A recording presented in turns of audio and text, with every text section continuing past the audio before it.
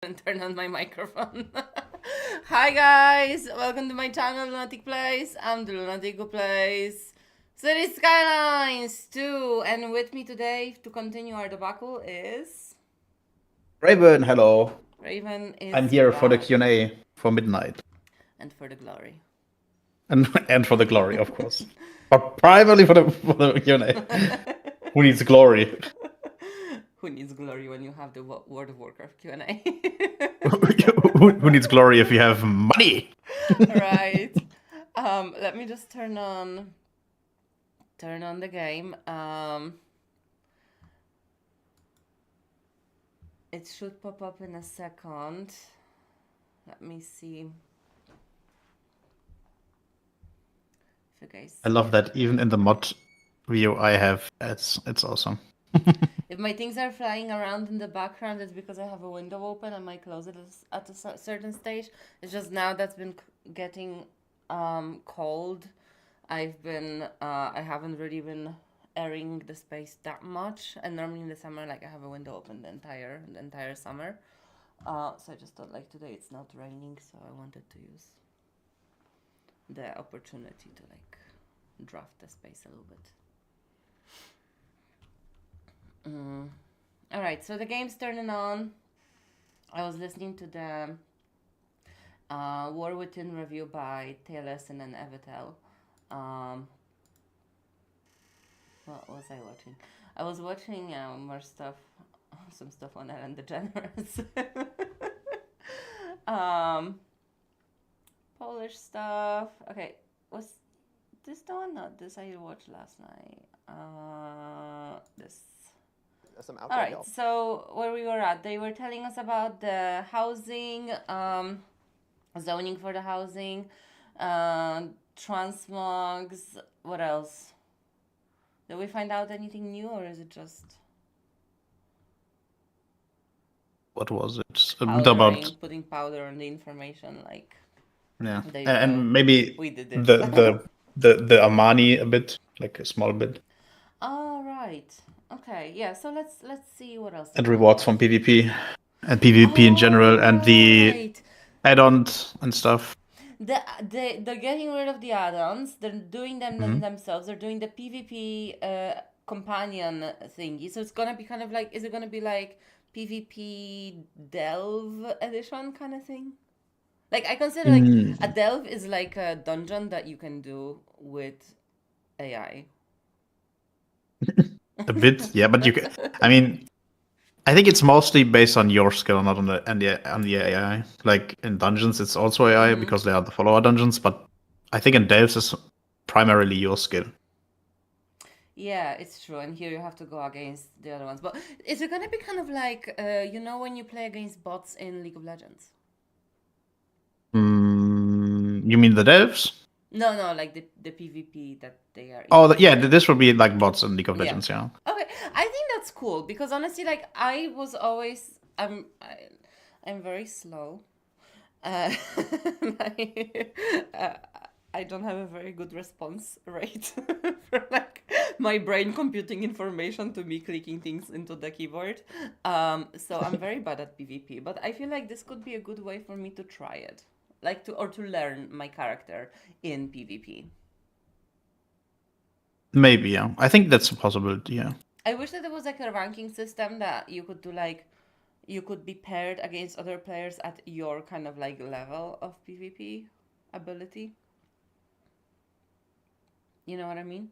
Yeah, like with a matchmaking radius, but this is hard to determine. It's like in League of Legends when a new character, a new player gets the new account, he's as high as new players and but I think that would be a good formula to use.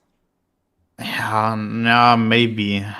I think it's very hard to balance that, especially if new people get into the same line as old people, and Yeah, I mean, like at the beginning, but once you work, like after a month or so, you will have a pretty well defined. Who's the top gun and who isn't. Like if someone's playing PvP all the time, and I feel like WoW has enough of a player base to introduce a system like this.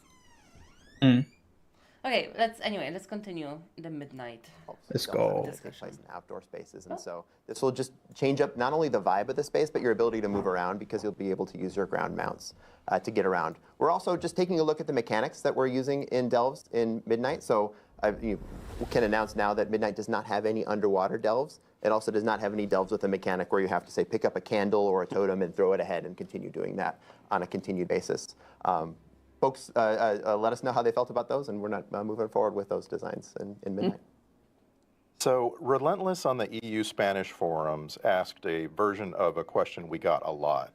And Ian, what's stopping the World of Warcraft development team from doing a world revamp? Could we get a world revamp? I was wondering that. I mean, I think, the idea of revamping everything before we continue on, let me just catch you guys up on where I am at with City Skylines, because I did actually log in this morning and did a couple of more stuff. So last night, if you were on the live stream, you might have been able to see me doing this, the kind of the staircase plaza kind of thing.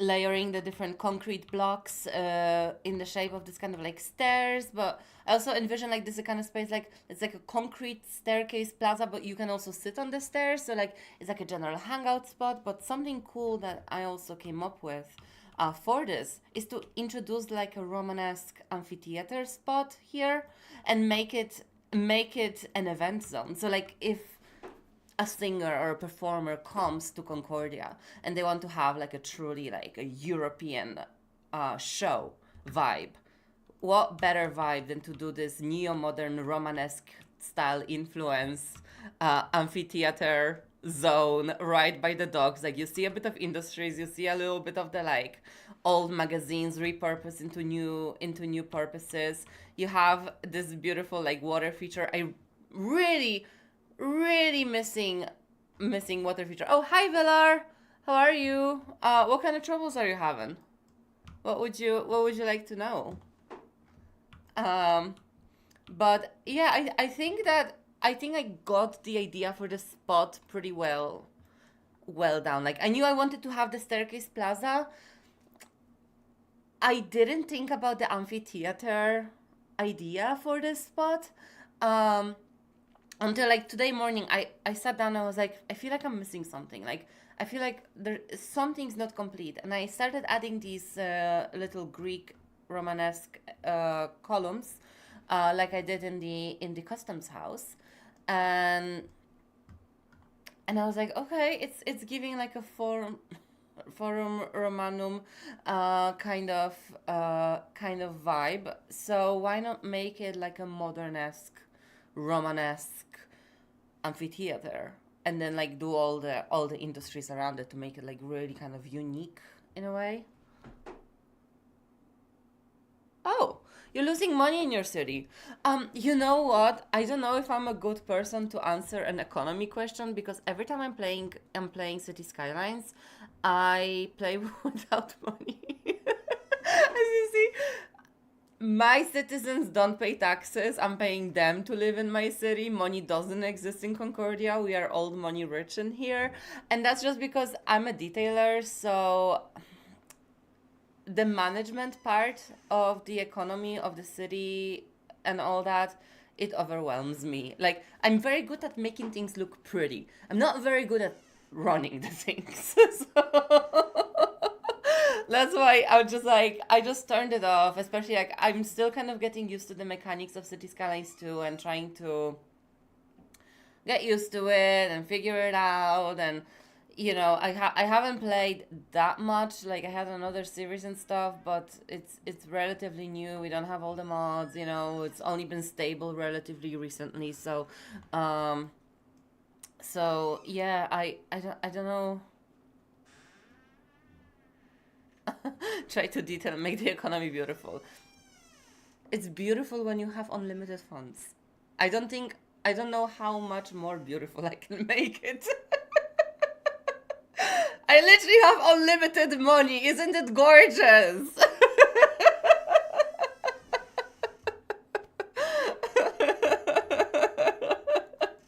Anyways, sorry Raven for interrupting here. I just wanted to pop in and give an update on what I was doing.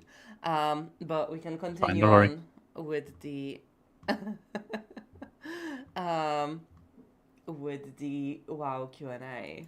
Once is a terrifying one, frankly, but I think as touched on earlier, you know, we definitely want to tell new stories in iconic locations. And in doing that, we would certainly do much more than just do a fresh coat of paint on the area. We would really reimagine it and bring it into the present day, as we have with Eversong. Sorry to pause again.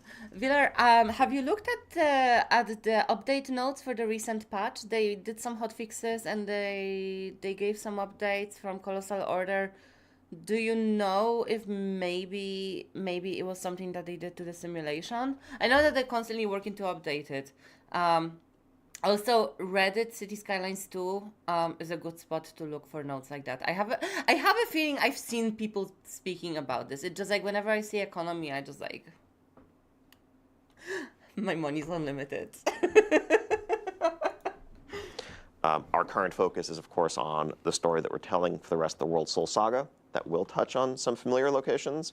But down the line, I think the lessons we are learning and the experiences we're having, revisiting some locations, open the door to doing a lot more of it. Saw a very upvoted question from Solera, a French WoW player on X. Solera asked, without giving away spoilers, very important, Okay. does Midnight introduce any completely new elven tribes or expand on lesser known ones? Maybe the Kelderai? Without spoilers. Without spoilers. That's a tough constraint. Yeah. Maybe. That's right. I don't think it's spoilery to say we're going to be learning a lot about the elves and the elves' relationships with one another, and that would include Quel'Drai. Thank you. And Zoris on the EU Spanish forums asked, with the Devourer specialization, all Demon Hunter abilities will use void effects and icons, even those shared by all three specializations. Has there been any consideration of extending this aesthetic customization to other classes? So I think philosophically and narratively, what a Void Demon Hunter represents, what a Devourer Demon Hunter represents, Actually, is you one know who... that on the question of the new elven races, I've been looking more at the Harandir character model, and it looks like a blend of a night elf and a troll. Like It is like, exactly that. Yeah, It's yeah, the missing link between both. Yeah. It's like the Denisova of the elven race. Yeah. Wow. It's rather than the thing is, harnessing... the new race, the Harandir, they got so much customization that they just look like prettier night elves. Like you can even make them prettier than the night elves and better than the night elves. I'm kind of saving my druid playthrough to for midnight to make it a Harandir. I thought about this too. Druid. I mean, I have a druid, and maybe I'll just make her into a Harandir because. Yeah, oh, can you get the easy. character like race respec kind of thing? Of course, like you can buy the Yeah. race change easily, but I don't know if the race is available from the start. Maybe you have to quest somewhere in midnight to get them. Yeah, that's fair. That's fair. Okay, well, let's see what else they're gonna tell us. And channeling Fel energy is channeling Void energy to turn it against those who originally wielded it. And so that is going to transform a wide range of their abilities. On the other hand, when we look at, let's say, a fire mage or a frost mage, they're not forsaking the arcane when they become a fire mage. And so blink is still an arcane spell, and counterspell is still an arcane spell, and so forth. And so I think when we look at other classes, we generally like to look at that broad base of multiple, areas of focus. And just because you specialize in one thing doesn't mean that that transforms all of the others. That said, touching on some earlier questions, when it comes to glyph spell customizations and other things that players may want to customize the look and feel of their abilities, there's always an opportunity there. Another highly upvoted question all over the place. I'll take the version of this question from Navarel on the EU German forums. Would you consider replacing the ready-made group in follower dungeons with characters from the player's warband? Definitely something we are considering. Not something Wait, we're going. What did he say? Replacing the witch?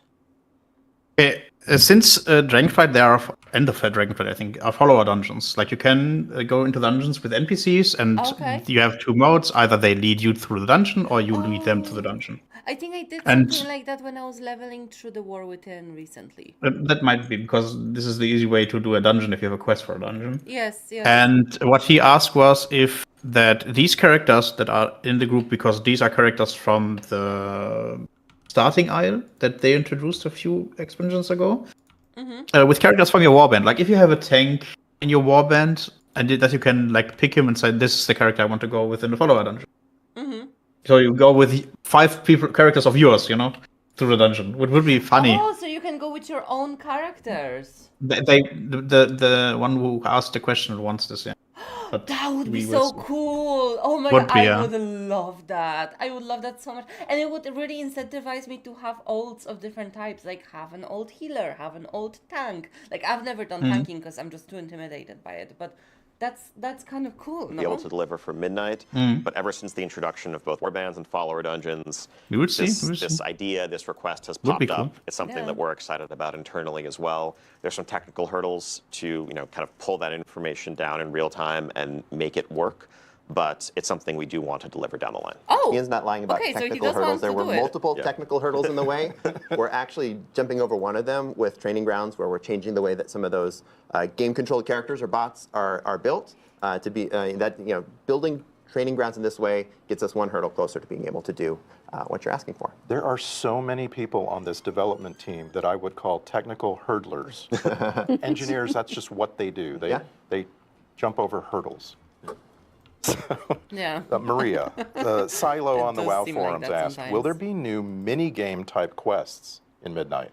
Yes, there will be. We actually have a new mechanic that was created for Zulaman specifically, where you will do some, underwater stuff, but it's quite fun. It's the Amani Abyss style. You're gonna be going fishing troll style. Okay. Yeah. Okay. That's a revelation. I like that. Are we while gonna we're be fishing with a spire? Is that gonna be a minigame? I wonder. Like this with the stick. What? That could be a cool minigame. What? Because they're saying that they're asking about mini games, yeah. So you can go. Yeah. She said we can go fishing Amani troll style. Okay, and what was your question now with the I spike? What was imagine fire? like they could be fishing with the sticks, no? Because like we're normally fishing with the rod. Fishing rod. Yeah. Yeah, but I don't know about that. Like, I mean, they have a model already for that. It's based on what fishing rod you have equipped. Okay. If you have none equipped, Revealing. you will have a stick. Okay. Fair enough. Thanks. Oh, you mean like Russellton on in the the WoW river and forum. then Yeah, like you will actually perform the action, like look for the fish and then try to get them. I don't know. That would be kind of. I mean, it like would a be kind minigame. of interesting, but I don't know. Yeah. Yeah. Like the Sims Castaway style. Forums asked, I'm extremely excited for the Heronir. Can you share more information on their druid forms? Well, conveniently, if you watched the deep dive, you saw a flash of those. Fundamentally, they all have quills to throw back to sort of the Heronir, but the tank form is a pangolin bear with sort of bat-like ears. They all sort of got those ears. Yeah, right? they got the ears and the quills, and we have a wolverine for our feral spec. Oh, that sounds cool. We have an owl-like, quilled owl-like sort of boomkin. But best of all has got to be the swimming form, the swimming travel form, which is an axolotl Axolotl. with quills. We're all going to learn how to say axolotl. Yeah, I probably Oh my said God, it wrong, but yes. yeah. No, I think you got it right. I love okay, axolotls. cool. The reveal of the Heronir led to a very common question. And a version of that question that I want to ask you came from Racktoner on Reddit. Can you explain the decision-making process for which races to make playable races? Yeah. A lot of this comes down to narrative. There's no secret that we started talking to the Heronir in the War Within, and this was not a coincidence either. We wanted to build a familiarity with Orwena, with her crew, so you'd understand who these characters are when they do eventually become playable characters, as we've added them in Midnight. And of course, Midnight is part of a 3-chapter saga. We're in the middle chapter now. The Heronir are going to be a big, important part of this story, and this is why we chose to fold them in. I feel bad often being the bearer of bad news in these conversations, but I know that it's not lost on us that there are widespread requests from players who would love to be a Sethrak or an Ethereal or the like. And part of the question there is, as Paul said, narratively, like, does it make sense for this faction to really join the Alliance and Horde if they're cosmic, extraplanar, or more neutral by nature? But the reality of it is also, from a production perspective, one of the things we grapple with is that adding a brand new race to World of Warcraft is one of the most development-intensive things we can do, not just in one-time time commitment, but also in the long-term carrying cost for every set of armor we ever make for years and years to follow. And it's something that we have to weigh very, very heavily when we do. Building a race that uses or shares an existing rig, an existing skeleton, if it's an elven race or the like, makes that more straightforward. Again, that's not to say we're never going to add very novel or meaningfully different races down the line, but it's a very high bar for us to clear when we look at how much ultimately it's going to mean that we have to do less of in other places forever in order to support this additional race alongside the others. As I've said to you before, I want Saberon. I will wait. I will be patient. Please give me Saberon. So, Massive Bear on the WoW forums asked, will Haranir be unlockable in the 3 days of early access? I remember Earthen were not. No, not during the first 3 days. Yeah. So during that early access, we want to make sure that we're letting players who are in that early access be able to play through the campaign and understand what's going on, but not getting any meaningful jumps ahead of anyone else who does not have that early access. Meredith on the WoW forums asked, how is Blizzard progressing in the war against toxicity in terms of the entire game? Yeah, this is something that's a huge focus for us, and really, there's many facets to the question and the discussion. I think when people say, I have a question. What happened with the sexual harassment case? Actually, Raven, do you know? Was this Bozo involved? Was his Iron, definitely. Iron was partly involved, I think. Like he knew at least from about the cases. Oh shit! Because he is a high-ranking member, and I think that these women told them, and it was always like for the first cases, it was definitely like this, that these were reported, but it was like, keep silent about them, and you have a bit of money and stuff, and just shut the fuck up. Bobby definitely knew. So the old CEO. He was involved. He didn't get replaced, yeah. He didn't get replaced. Iron didn't get replaced. He's still there, but Bobby is out. Okay, and who's Bobby? I assume he did. Bobby Kotick is the incarnation of evil in the gaming industry, and I want to skin him alive. Hello, Bobby. Okay. This is a threat. Hello, Bobby. This is a threat. I really hate this guy. You can't sit with us. I can just say one sentence, and you know what kind of character Bobby is. He was on the Epstein list. Of course he was. Okay. But I want to say real quick. They talked about the forms of the Haranir. Was Bobby one of the creators of WoW? Tell me not. He was the CEO of Blizzard and Activision Blizzard. Okay, Activision and he was Blizzard saying literally than writing World of Warcraft. Like, okay. He said that making money is more important than bringing good games, and that he isn't interested in bringing good games. It's like have you heard about the EA getting sold? Yes. Yeah, and the ex-CEO of EA being like he wants to introduce ads to games. And now his company got sold. He definitely earned. The problem is that it got sold to some sort of Saudi Arabian financial venture. Yeah, I have no clue what is their business in gaming. I can assume what they do. I think they're gonna partition the whole thing. It's I don't want to be like insensitive, but they have a very conservative culture. Yeah, no, and like Dragon Age era is over. Dragon Age will be happening with only white people. And all the women will be wearing burqas. Or nothing at all. Yeah. But what I wanted to say about they talked about the Haranir forms, that they have a wolf form for the feral form. Mm-hmm. Yeah, why didn't they introduce that earlier? The druids of the pack were a thing in the earliest things of the story of World of Warcraft. Like, bring that now is kind of whack. Like, they could have brought that earlier. Way earlier. What do you mean? The Haranir? Yeah. Well, I mean, better late than never, no? Yeah, maybe we will get the wolf form for our races. You know what I would would like to get, like when we're on the druid question, I wonder what was the obstacle in getting that. If we had the phones, the phones races, The what? they are half human and half deer. Oh, you mean like dryads and people Yeah. of the grove? Yeah. I don't think we're gonna get that because these are blessed creatures by By the nature and stuff. yeah. Like, They could only be druids, to be honest. Say toxicity. There's a few I wonder different. if we could get nagas though.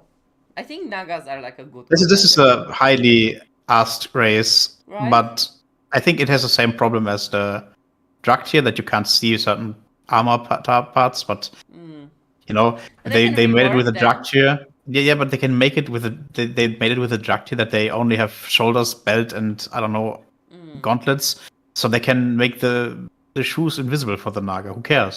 Yeah, exactly. Where there's a will, there's a way. Hi, Yeah. Chris. Hello. Welcome. Nice to see you. And Hello. please lurk away. Raven is with me on voice channel today. We are Hello. reacting to World of Warcraft. Which, by the way, Chris, get World of Warcraft. Let's band together for midnight. Let's make a guild. Come on, you have a job now. Become our World of Warcraft pal. Meanings, perhaps, or things that they're referring to. Some of it is just the overt, hostile, harmful, antagonistic interactions that may occur online between players. We're always continuing to shore up our reporting tools, improve real-time monitoring, and get to a place where people who are disrupting our game world can be punished and ultimately removed from it if they continue to do that. On the other hand, though, good. I think sometimes when people talk about a community or a portion of the game feeling toxic, that can arise from just Touche, mismatched Chris, expectations. touche. Like, if I am listing a group and I'm trying to run a raid, and I have done that raid 12 times, and I have been through groups that have wiped and learned the encounters, it's reasonable for me as a leader of a pug to only want players who have a certain level of experience, who have also been through those learning wipes, and can succeed quickly. And so someone who is looking to learn may feel like, oh, this is very unwelcoming, this is kind of toxic, why aren't we, why am I not welcome here? And ultimately, that's an issue of aligning Yeah. expectations. And I think there's a lot more that we can do on the Take all the time you need. Midnight comes out when, Raven?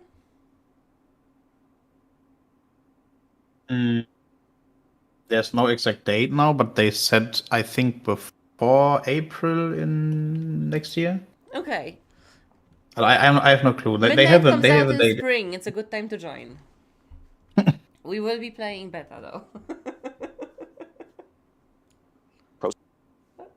social side of things to help people find like-minded players and like-minded groups. There's nothing wrong with wanting to complete something quickly and efficiently. There's also very certainly nothing wrong with wanting to learn and wanting a patient group. Now, if you mix those two groups, there are going to be some conflicts that emerge naturally because of different goals and expectations. So I think a lot of what we're focused on right now is also how we can help players better connect with like-minded individuals so that they can have satisfying experiences where everyone is on the same page, working towards the same goals. Thank you. Yeah, Jesus, like I hate the bro type guys in World of Warcraft who like to cry a lot and think that they are so OP. There's nothing I hate more than an adult grown-ass man crying about a video game in the said video game. You don't like that? I want to. I think this is peak masculinity. That's what I thought. Quite the opposite. Okay, I will stop crying. Yeah, Raven! Don't you know that men don't cry? Oh. Oh shoot, I forgot. Do some more Fuck, housing what questions. do I do We've now? got I can't several. cry. Now we have to forcibly transition you. or You're gonna become Ravina. or I would just drink like every other male does. Just I become an alcoholic. Drink your feelings down and then beat your Yes. wife up like a man. Yeah, I'm gonna do that. Where's the vodka? Will we get to see our alts walking about, or maybe sitting in a chair in our house? Paul? Yeah, this is, we're looking at a lot of the same technical hurdles we talked about earlier, not only with being able to show players and other players in game, but I also would have the path. loved if Ima entered at that exact moment when we were saying this. But she's a busy bee. Issues that Ian mentioned It when would it be comes funny, to being able to have your pets moving around and mounts moving around and whatnot. So not planned yet, but something we do talk about is a potential for the future. And I'll take this moment to say that like housing is one of those features which is really exciting for us because there are so many cool ways for it to grow. As we've built Midnight and we're sharing housing for the first time, we're going to be looking to you to tell us, what do you want? Is it that we want to see our house? Do we want more features? Do we want more decor? Do we want more ways that I can style the interior, exterior of my house? So let us know as you continue playing. Yeah, philosophically, with a feature the size of housing, this is something. I want a villa nearby to the Silver Moon City in the Eversong Woods. I want a levitating harp that's going to play calm blood elf music to me while I fall asleep. I want a tabby cat who will sleep on a pillow in my castle that is also floating. And a magic crystal that will glow in the dark so I know my way home when I'm drunk. I want the hole in the ground, 6 foot deep. So undead focus. Or like something in Ice Crown. Like, honestly, I can't wait for them to expand the housing feature to like have a thematic for each race, so that you could make a mausoleum for the undead. Honestly, like I can't. I would embrace that. That would be my autumn residency. Oh yeah, I mean like Just to go there Halloween. I would probably like I would like alternate between Eversong in the spring and in the autumn as my main residence. Then I would do the undead thing for Halloween. Maybe part of the winter every now and again, because it's warmer underground. And I would maybe have like a Christmas residence in where the gnomes are and the dwarves are. Oh yeah. Sounds I like really a want solid some plan. as well. Yeah, it's like a house in the ground, like a hobbit or something like that. I would love it. Oh my god, I would love that. Oh my god. Oh my god, we could make their Shire. We make just like their society. And I the Hobbit heard society is the ultimate society, if you think about it. Didn't they say that they're gonna do like guild housing, that we could have like Yeah, if we have a guild, we could all live on the same street? yeah. I love Can that. do it. Like we can make an own neighborhood. Yes, I think. Yes, let's do it. I really want We've been like working something on. Night Elven themed, like Yeah, a that big would tree be or cool. something. Actually, maybe more than Night of a Nightborn themed. I like their style. Like They're mixed, Suramar was top notch. On for a very long time to really deliver what players have been expecting and what they deserve. But there comes a point when we're developing, especially a social feature, where we're almost hesitant to take it too far until we can actually share it with the community and understand what people are into, what they're maybe not into so much, what they want more of, what they don't need more of, to make sure that we're really putting our time and our resources in the places that are going to maximize that value for players. And so we're so excited to see people jump in the months ahead in alpha and beta, of course, and then beginning this December on the live servers, and see where it goes from there. So here's a very specific question from Alastral on the WoW forums. For housing and professions, it was stated that professions through all expansions will be able to craft housing items. Will we be able to use this as a skill catch-up for the past expansions? For example, could a leather worker start at Wrath Leatherworking Skill 1 and craft Wrath-themed housing By items? the way, I have to sit down with you and you have to explain to me the crafting system, because I actually want to do professions this time around, and I started doing enchanting, but I have no idea what I'm doing or how to approach it. Sure, no problem. We can do Items to that. get all the way We can do that to today. We level can do it tomorrow. 75. When we want. Tonight, These will give skill at ups for sure. 7, Yeah. I'm gonna stream WoW, so let's organize it in the outside hours, because I know that at some stage Kevin wanted to play as well, so let's just organize it off stream. Okay? Yeah, I have to look because I am going to watch a series with a friend today, so that's gonna be hard. So we can As well. It's yeah, not a problem. sure. I have time tomorrow. Perfect, amazing. Then we'll Okay, talk okay. tomorrow. Yeah, I don't know how many of them will be available at level 1, for example. They may be tuned based on how elaborate the piece of decor is, but in general, yeah, once you get the level that you're able to build these things, then you continue to use them to level up. So many very specific requests. I want to just give you this one. It comes from Spera on the WoW forums.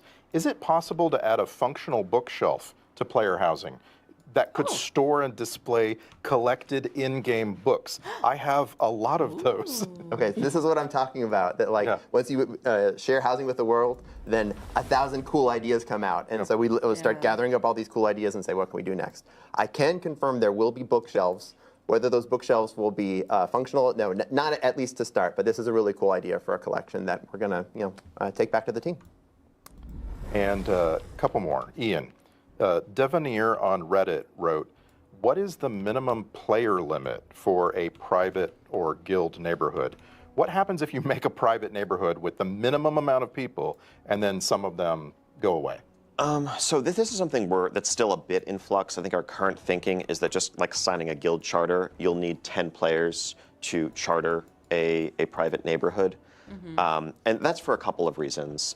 Part of it is, in order for neighborhood systems endeavors to really function optimally, there's a certain number of players that are going to be expected to really drive the system. But also a piece of it is just server performance. Using an extreme example, if literally every single player online had their own personal neighborhoods, that would be potentially millions of simultaneous entire districts that need to get spun up, trying to make sure the servers don't melt here. And so striking a balance between what's going to be a good social experience, but also recognizing that players have friend groups of various sizes, and we want to be as flexible as possible. I think if we're able to lower that number from where we're starting, it's something we would aim to do as we see how the tech side of it unfolds. I saw an upvoted question on Reddit from a player named Backstabbeth, and this is a question I have myself. Fairly a trustworthy fellow. Very much. Will there be a list of collections and their sources for housing materials before housing goes live so that we can begin to start hunting for those items, maybe reputation, achievement requirements? I'd love to know what I already have or what I'm close to having. Yeah, a ton of that is going to be visible in the alpha build coming up in just a day, but we'll have a blog summarizing it, so you don't need to go trawling for the information, and that way everyone can get a head start on checking off those achievements that you may have missed. Let's come back to a couple of fun questions before we go here. Bail Samel on the WoW forums asked, are we getting a capybara, Loa? There are capybaras in the Yamani screenshots. The people yearn for a capybara, Loa. In the Silver Moon in an Eversong forest, I saw a guy playing alpha, and there were capybaras all around. Actually, we should probably watch the Eversong walkthrough, what the guy was showing, so you can see what's new. Wow. Well, conveniently, there is one. You mean His name is Philo. the from Crendor, the video? Yeah, remember the video I sent you of the guy walking around the new Silver Moon? He did a video of walking around Eversong as well. Yeah, I watched it a bit. Oh, okay, cool. The capybara Loa of children. Oh, nice. And I hope he has a prominent headdress. Absolutely, and a glorious necklace. That's perfect. Loa's should be very well outfitted, I think. Finnerfin on the WoW forums asked, could we see the return of class quest lines? Legion was great, and it was fun to have a unique experience questing on alts. Yeah, class quest lines come up really often as something people are excited about. We certainly do want to look more at, expanding on classes. We had a lot of fun doing the Warlock one, for example, not too long ago. But most recently, the best way for you to play some class quest lines, if you never played them, has to do with our lore walking, because where we had restrictions, for example, on the Xalatath story, previously, a lot of people didn't know anything about Xalatath and the knife, and by playing that lore walking, they had the opportunity to play that portion of the priest quest line. So we're hoping that as we build more lore walking, you'll have that opportunity to see some of that, but this is certainly an area that the quest and narrative team would be thrilled to do more of. Good. It's our last question. Yeah, And honestly, I would love to have like lore walking, but centralized around like the origins of each class and how like what distinguishes them and stuff like this. But I'm a bit. I think I have a controversy Uh-huh. opinion about this because like everyone has the possibility to see that quest or the story of Zalatath. Okay, maybe not the one before she became the dagger, but and it was even announced that there was something with Zalatath in Battle for Azeroth. So at that point, you could have just created a priest and quest through Legion and do the story of her. Like, I get law working is fine, and they have a way to they want to introduce law working, which is a really good idea because there's a lot of story that we can experience, and I think that is a good option that we will see through law working the most important parts of the stories. Yeah, yeah. Like they want to do it for the War Within, so that new players that didn't play the War Within can see what happened in the War Within without questing through everything. Yeah. Yeah, I heard that they're gonna be simplifying the campaigns of each one of the expansions, so you can like relive the main events of that expansion, yeah. I and hope you so, can do yeah. it in a couple of hours. Yeah, would be cool. Yeah. Yeah, Even though I want to quest cobbled every this one of together the expansions. I do as well. I want to do it. I've started. I'm First almost done with this Classic question. completely. Oh wow. Okay, you can On 2 already characters. lore walk classic. No, not really. Law work. I mean, questing through everything. Literally every zone. Yeah. Okay, I get it. I get it. Get the lore walker achievement. For example, yeah. Yeah. Okay. Yeah. No, that's easy. You have no other life, I think. I love that I questing. found everywhere. I want to give a shout out to some of the people that I borrowed this from. Azerial, Simplejack, Martian, Zuburius on our forums, all asked versions of this. Ian, how will player power progression be updated in Midnight, especially regarding Valor Stones? So yes, so the way the upgrade system has played out over the last couple of expansions, I think we're happy with the sort of granular incremental progression that complements that spiky randomness of loot drops. But there is, and we agree with player feedback that we've heard, potentially one too many moving pieces and a bit too much complexity in the current system. So I can announce that Valor Stones as a currency will be going away in Midnight. You're already needing to gather the crests that you need, and that should be sufficient. We're also looking to streamline the system a little bit and more clearly pair individual crest tiers with appropriate gear upgrade tracks so that there's potentially less confusion about what crest matches to what. Anything further, Paul? No, I think that's great. Yeah, yeah. Super excited. We're over here pumping fists. Yes, We're absolutely. very excited. Yeah, rip Valor Stones. Well, And on that note, that's our time. Thank you, Ian, Paul, Maria. Thank you for taking the time, and thank you to everyone watching along. We've got Midnight Alpha testing starting very soon. We can't wait to see you there and welcome you home. thank you.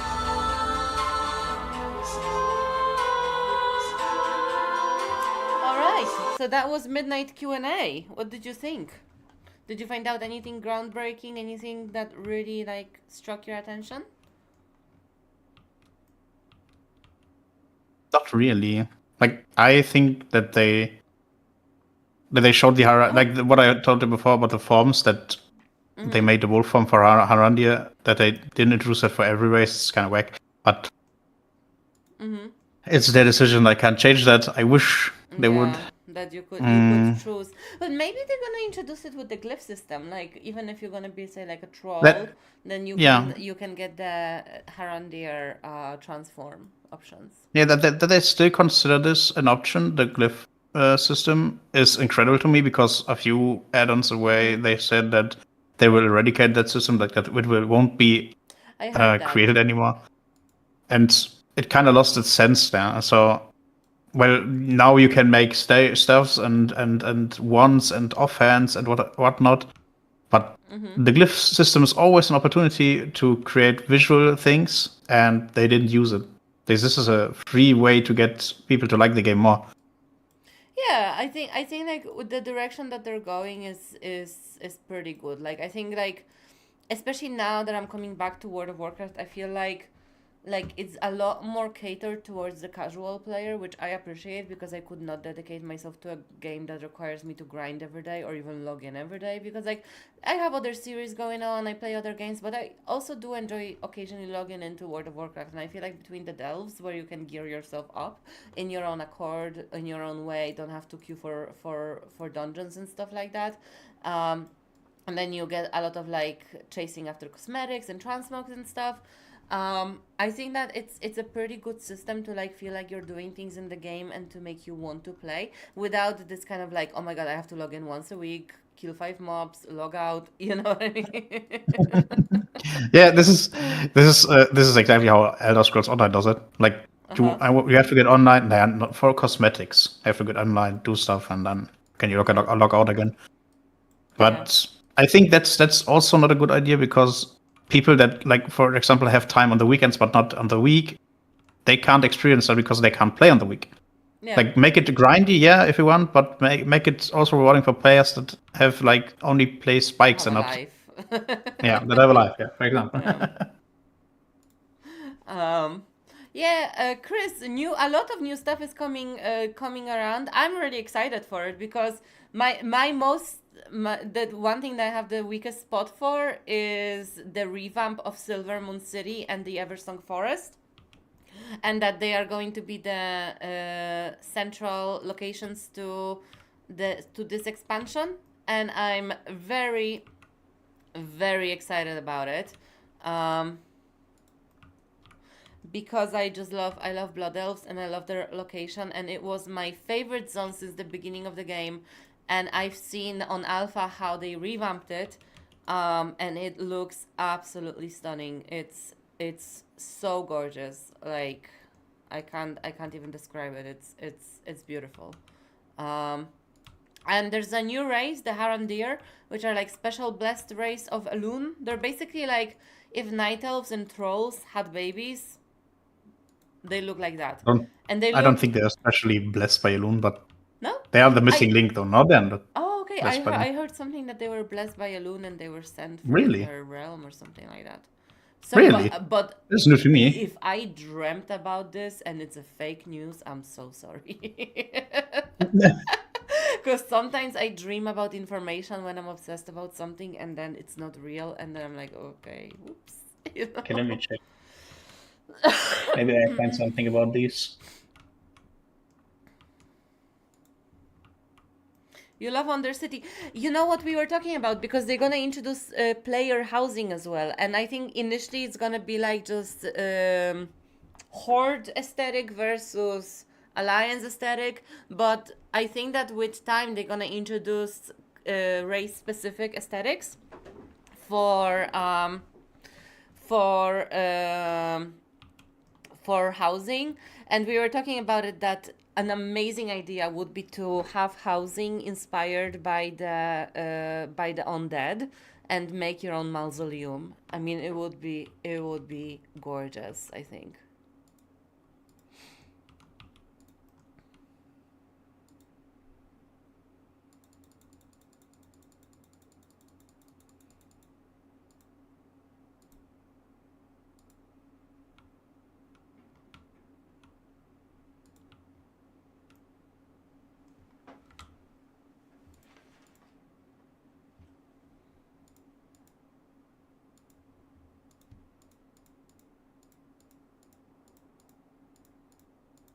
Oh, they already have some racial, apparently.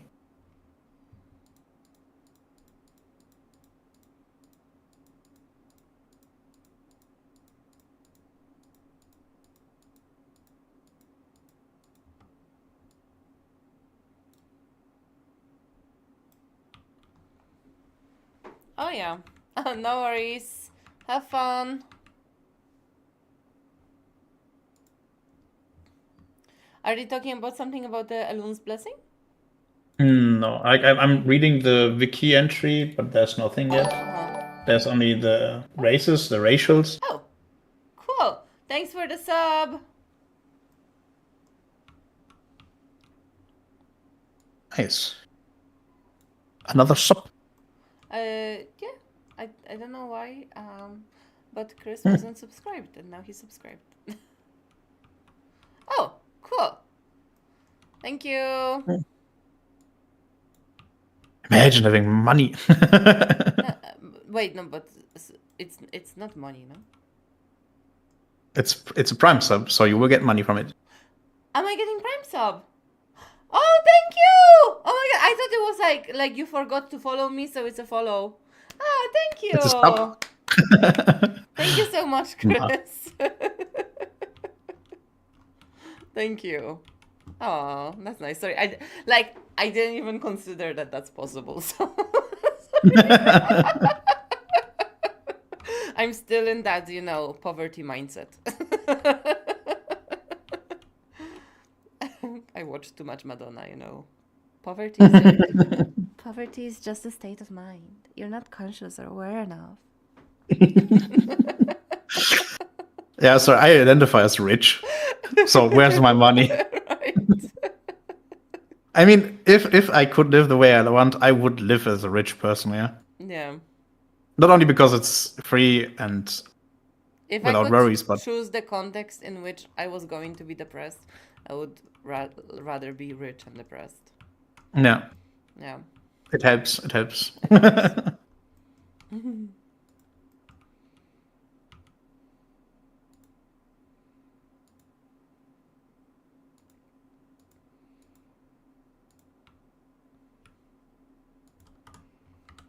All right.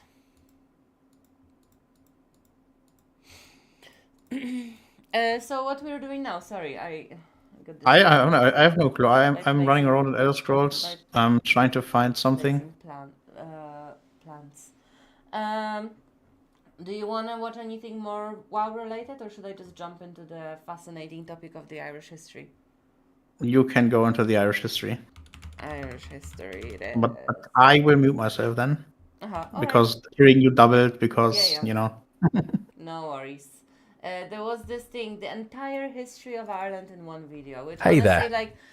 like I just want something big and like thrown into one big bucket. I just want to have the full context of what's happening on this great island that I live on, because I'm about to become a citizen of Ireland, and I've done history of Ireland and I know more or less, but like when you're in school and you're forced to learn something, like you're always cutting corners around the information that you retain, and then you leave school and then you don't remember. So now I do want to know, and I'm fascinated, and I want to know what this whole place is all about, because I've lived here my entire life, almost. I was 10 years old when I came here, so I want to know what's the story with Ireland. Drowsy historian here. Tonight, we're setting foot on an island whose green fields and grey skies have been shaped by more than 8,000 years of human stubbornness. Ireland, a place where you can pass from a medieval abbey to a Viking street to a Georgian square, all before lunch, and where history isn't so much remembered as it is constantly tripped over. We're going to take a slow walk through its story, from the first hunters who followed the retreating ice, to farmers building tombs with more care than their own homes, to Vikings who came for plunder but stayed for the weather. We'll watch castles rise, flags change, rebellions flare, and famines empty entire valleys. I can't imagine Each chapter anyone staying in Ireland for the weather, but I guess the Vikings were the exception to the rule. leaving its mark, and none entirely gone.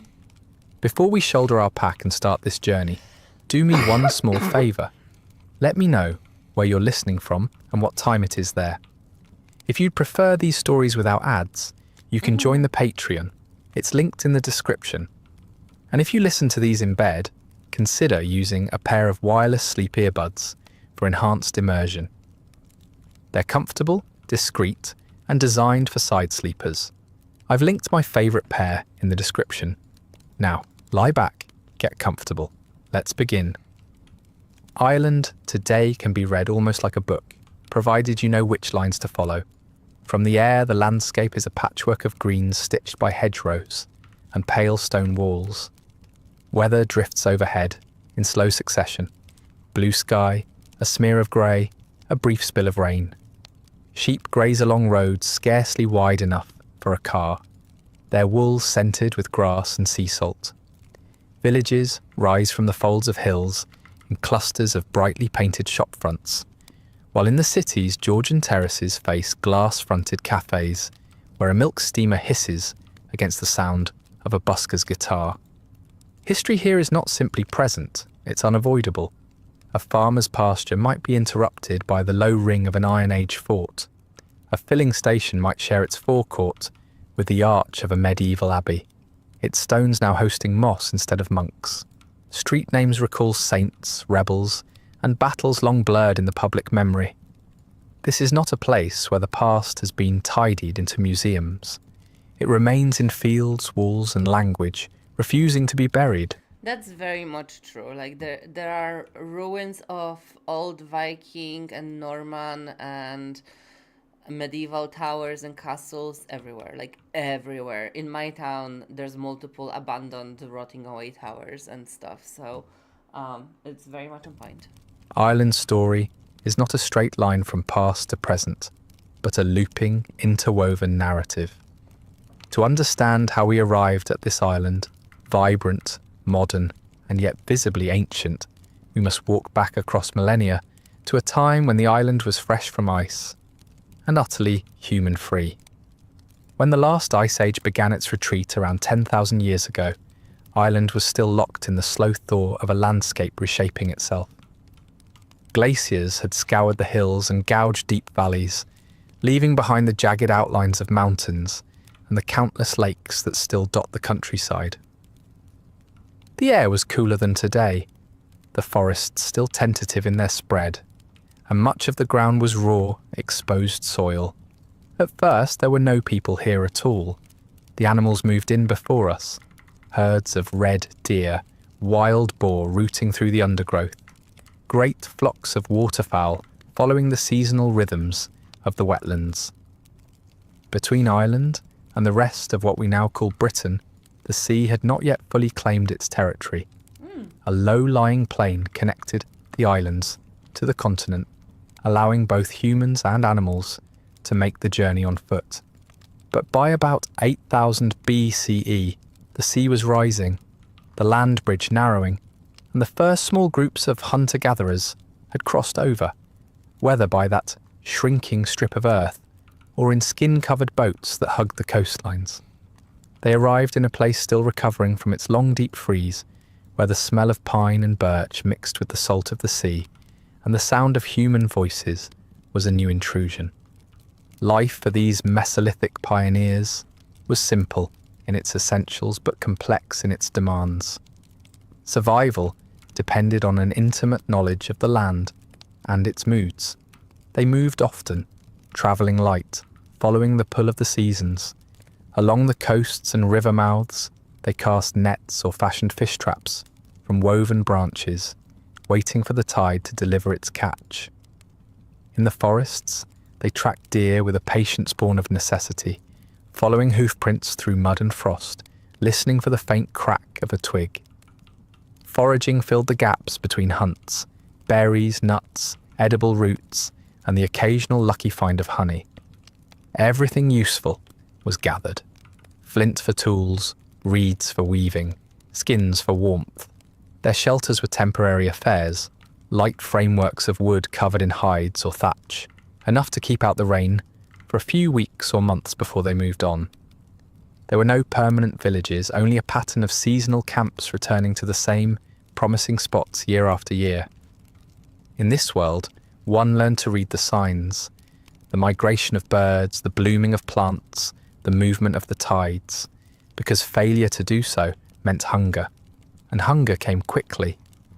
While they left few permanent structures, these first inhabitants left behind something more enduring in the form of their tools and refuse, middens, ancient rubbish heaps of shells and bones, still mark some of their favourite coastal haunts, stone axes, flint blades, and delicate microliths, small enough to be set into wooden shafts, tell us that their craftsmanship was precise and efficient. The absence of large stone buildings in this period is not due to any lack of skill, but to their way of life. Mobility was more important than monuments. The land itself was their shelter, its rivers their roads, its forests their larders. If they had any thought of legacy, it was not in stone, but in the survival of their families from one season to the next. Around 4000 BCE, however, something fundamental shifted. The people who began arriving in Ireland in this Neolithic period brought with them a way of life that would root them, quite literally, to the soil. Farming was the great turning point. Domesticated crops such as wheat and barley appeared in the fields, along with sheep, cattle, and goats grazing in enclosed pastures. Clearing land became an urgent task, and forests were felled not just for shelter or firewood, but to make way for crops. The rhythm of life began to follow the demands of planting and harvest, rather than the migrations of game. Villages took shape, with houses of timber and wattle and daub that could stand for years rather than weeks. Pottery appeared in everyday use, heavy and breakable, but invaluable for storing surplus grain or milk. With farming came new possibilities, more stable food supplies, the ability to support larger communities, but also new vulnerabilities. A bad harvest could not be outrun the way a poor hunting season could. One was tied to the fate of the fields. But permanence also allowed for something else, the investment of time and labour into works that would outlast their builders. Across Ireland, the Neolithic people began constructing stone monuments of a scale and ambition unmatched for millennia. I know. Tara Hill. Megalithic tombs appeared on hilltops and in valleys. Their massive stones quarried, shaped, and transported without the benefit of the There is one monolithic structure. What was it called? It's on a place called the Tara Hill, and it's perfectly aligned with the winter equinox, so that when the sun rises on the morning of the 21st of December, the sun rays hit it just perfectly, illuminating a chamber on the inside. I was there. It's really, really fascinating how they built it, and it was thousands of years ago that they actually built it, and nobody really knows why. wheel or metal tools. The most famous of these is Newgrange, a passage Yeah, tomb in the Newgrange, Boyne that's the Valley, one.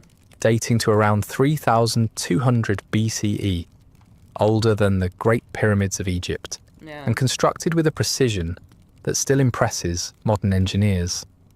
From the outside, it appears as a great mound ringed by curbstones, carved with spirals and geometric patterns.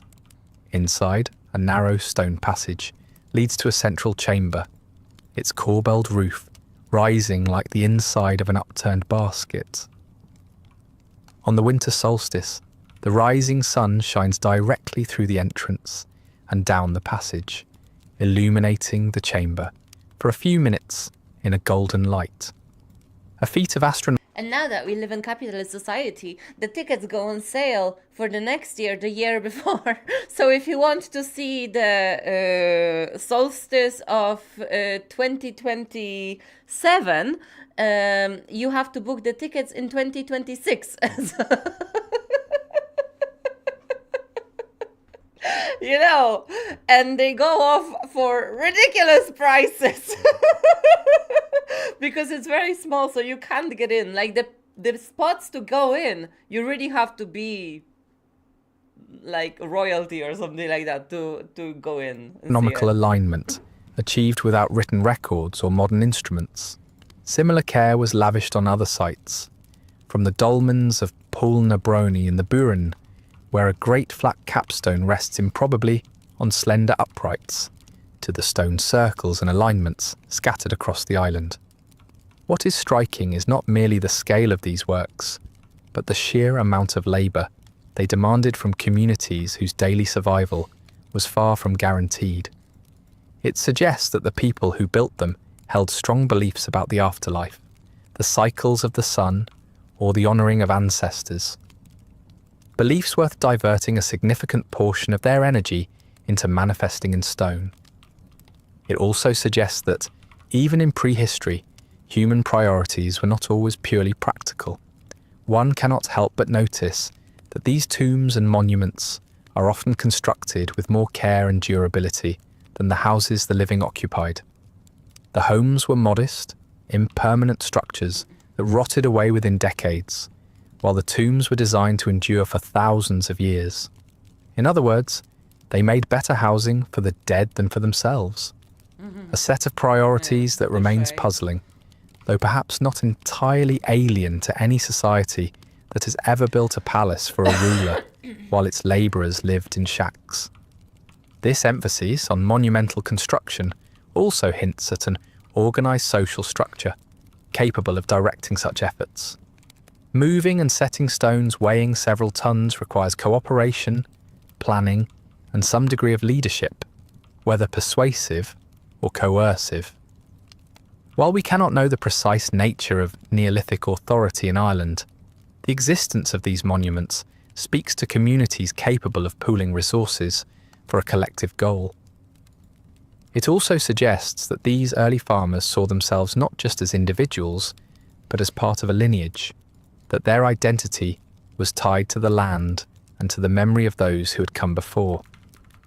The Neolithic period also left behind a legacy in art and craftsmanship. I like how this guy The describes carvings the on stuff. stones at He Newgrange speaks well. and other passage tombs display a range of motifs, spirals, lozenges, zigzags, whose meanings remain uncertain but whose execution shows a sophisticated aesthetic sense.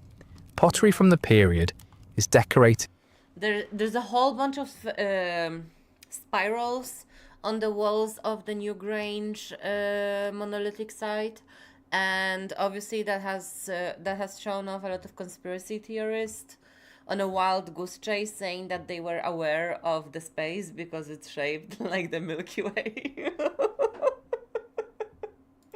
with incised or impressed patterns, suggesting that beauty and symbolism mattered in daily life, as well as in death.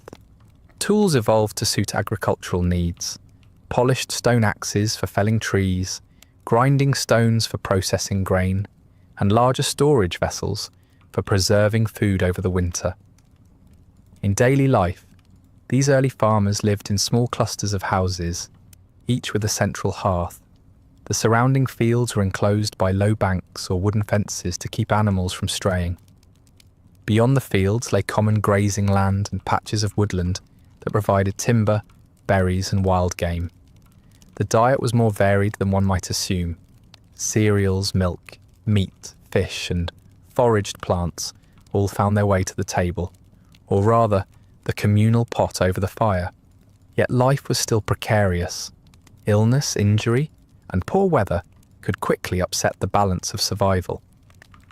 Communities were small enough that the loss of a few individuals could be felt keenly, whether in the fields at harvest or in the hauling of stones for a new tomb.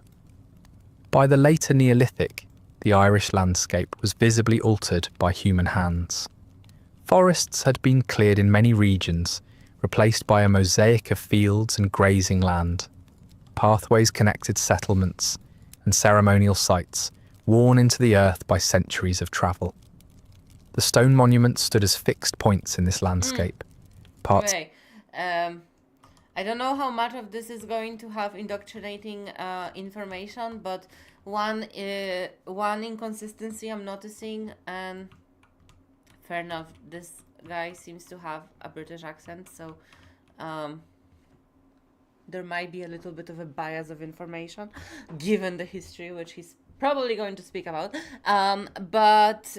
Yes, they were clearing out the forests, but most of the forests were cleared out, apparently, I heard, by the British people who came to establish lumber plantations on Ireland and cleared out 90% of the forests of the island, which they were very, very dense beforehand. Like some of the very few remaining forests you go, the trees are so thick. It was said that a squirrel could go from Cork to Dublin without touching the forest floor once. It's how thick it was. And apparently a lot of the deforestation of Ireland has to do with the exploitative plantations that the British have established to just exploit all of the lumber resources away from Ireland. That's the story I heard growing up on this side of the Republic. Hi Conrad, how are you? It's been a while. I haven't spoken to you in a while. How are you doing? And thanks, Sacred site, like my hat part too. social gathering place, part statement of permanence in a world where so much else was fragile. These works were not built for the living alone, but as markers for generations yet unborn, tying them to both place and ancestry. In the archaeological record, the shift from Mesolithic to Neolithic marks one of the most significant Amazing. transformations Good to hear in that. Ireland's history. A change in how people related to the land, to each other, and to the concept of time itself. The Mesolithic hunter-gatherers lived in the immediacy of the season. The Neolithic farmers looked forward to harvests and backward to ancestors, anchoring themselves in both directions. It was a new way of being, one that allowed for the accumulation of traditions, possessions, and the kind of long-term How have you projects been? that still dot the landscape today. But farming and tomb building were only the opening act. A far-reaching cultural wave was already rolling toward Ireland, bringing new language, myth, and a society that would define much of what followed. By around 500 BCE, the island that had been shaped by thousands of years of farming, stoneworking, and ancestral ritual began to absorb a new current of influence from beyond its shores. The changes did not come all at once, nor with the kind of sudden displacement that sometimes defines invasions in history. Instead, the arrival of Celtic language and culture was gradual, unfolding over generations as people, ideas, and objects crossed the sea from mainland Europe and Britain. These new arrivals, or in some cases, the existing inhabitants adopting new ways, brought with them a linguistic and cultural framework that would endure for centuries. The language they spoke, the art they made, the myths they carried, and the social structures they maintained would all leave deep imprints on Irish life. So much so that the echo of this period can still be heard in the modern Irish language and in traditions that persisted long after their origins were forgotten. The island became a mosaic of small semi-independent kingdoms known as Tuatha. Each Tuath was a political and territorial unit, made up of extended families and allied clans, and presided over by a chieftain whose authority depended as much on personal reputation and negotiation as on inherited right. These kingdoms were not vast. Some could be crossed on foot in less than a day. Their size was dictated by practical limits, the reach of a chieftain's influence, the capacity to raise warriors, and the ability to enforce laws within the boundaries. Alliances and rivalries between Tuatha were constantly in motion, sometimes sealed by marriage, sometimes shattered by insult or dispute over cattle, land, or honour. While there was no centralised state in the modern sense, there was a shared cultural framework that made it possible for these scattered communities to recognise one another. We are learning Irish history today. And so I started doing this series of playing Cities Skylines. If anyone ever wants to pop in and ask me any question about Cities Skylines, they have the option to do so. But also it's kind of like showcasing my building process of how it comes along and learning some new things. So like I always like to have a podcast or an ebook or something like that playing in the background, and I can actually play YouTube content without getting blocked. So yeah. As part of the same civilization. At the heart of Celtic society in Ireland was a rich oral tradition, and within it the figure of the Druid loomed large. Druids were not merely religious functionaries. They were scholars, judges, poets, and keepers of collective memory. In a world without writing, at least in the early centuries I have some strong opinions about the potatoes. But just you wait. of Celtic influence, knowledge was stored in the As a friendly rivalry between where you're from and the country citizen of which I'm about to become, this was not your country's proudest moment. minds of those trained to recall it. Religious rites, genealogies, law codes, historical narratives, and the complex web of myth were preserved and transmitted through formal recitation. The training required to master these arts could take years, and the authority of a druid rested not on political power, but on the depth of their learning. They served as mediators between the gods and the people, as interpreters of omens, and as advisors to kings, often wielding more subtle influence than the warriors who stood at the chieftain's side. The religion of this period was deeply entwined with the natural world. Sacred groves, rivers, and hilltops were considered places of power, and seasonal festivals marked the turning of the year. Samhain, Imbolc, Beltane, and Lughnasadh punctuated the This is actually a funny story. Halloween was invented in Ireland. Oh, okay, amazing. Yeah, I forgot about that. Sorry, Conrad. I always, I always like to pick at you for being a Brit. calendar, blending the rhythms of farming with rites that honoured deities and ancestors.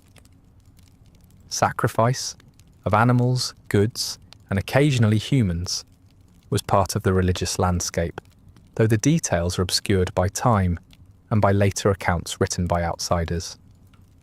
What is clear is that religion was not a separate sphere, but an integrated part of everyday life. The boundaries between the sacred and the ordinary were fluid. A market day could double as a ritual gathering, and a cattle raid might carry not just economic, but spiritual implications. The artistry of Celtic Ireland expressed itself in both practical and ceremonial forms.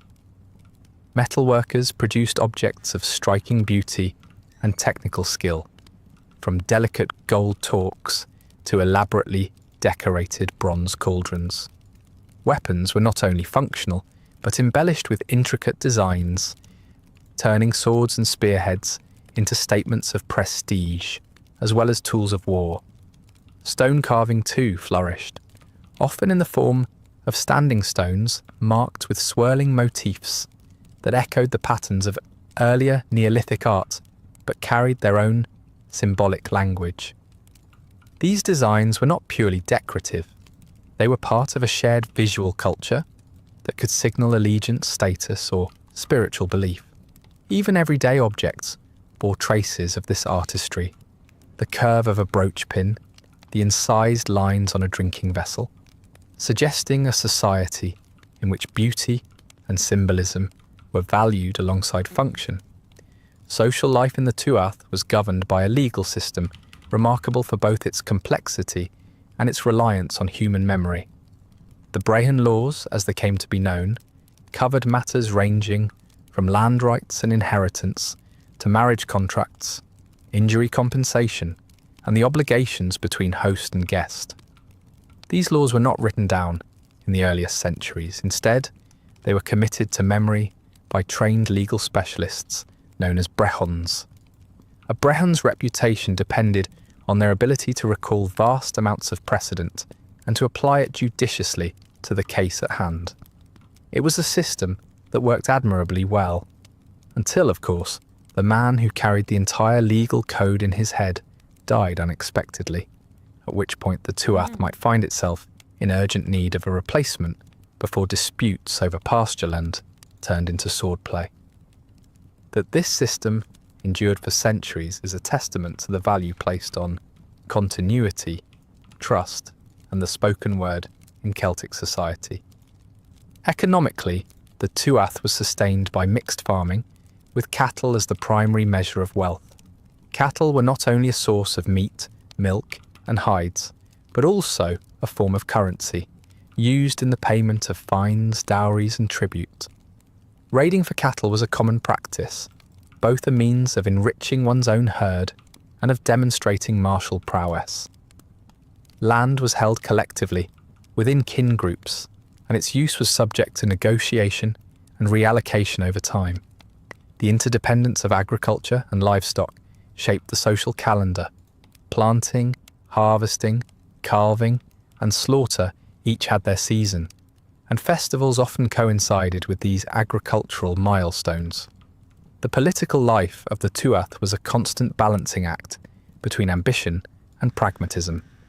A chieftain might seek to expand his influence through alliance, marriage, or conquest, but his position was never entirely secure. Leadership was not strictly hereditary. While certain families produced generations of rulers, a candidate still had to be deemed acceptable by the leading families of the Tuath. This meant that a capable and charismatic leader could rise to prominence, but it also meant that a careless or unpopular ruler could find himself replaced. Warfare between Tuatha was frequent but generally limited in scope. Battles were often small-scale affairs, more about honour and resource control than outright annihilation. Nonetheless, the threat of violence was a constant undercurrent, and the ability to defend one's territory was a crucial measure of legitimacy. The role of the poet, or Filid, was another distinctive feature of this society. The Filid were trained in the composition. Honestly, like, the more I listen about Irish history and how the old Irish society worked and the different, like, legends and dynamics, the more I have a feeling like Ireland from thousands and thousands years ago was what we would consider a D&D society today. I just love it, like all the little things, like you have the druids, that there are the spiritual leaders, they're interacting between the stars and the spirits and the people, and then you have the poets who are like shaping the narratives and the tales of the society, and it's so cool. It's really, really cool. It's like very much like what we see in most of our D&D style games today. And recitation of verse, and their duties included praising patrons, commemorating victories, and preserving genealogies. In a culture where reputation was currency, the words of a skilled poet could enhance or diminish a leader's standing in ways that might endure for generations. Satire, in particular, was a weapon to be feared. A well-crafted verse could shame a chief. I wonder if this is why there's so many famous Irish comedians today. Because like it seems like it goes way back. Way back. And even like the culture of the banter is huge here. Chieftain, or expose a flaw, and the fear of such public censure was sometimes enough to influence behaviour. This intertwining of art and politics created a cultural environment in which language itself was a tool of power. Religion, law, art, and politics were thus woven into a single fabric, each thread reinforcing the others. The chieftain might host a great feast, not only to display his wealth and generosity, but to affirm his alliances, honour the gods, and provide a stage for poets and druids to reinforce his legitimacy.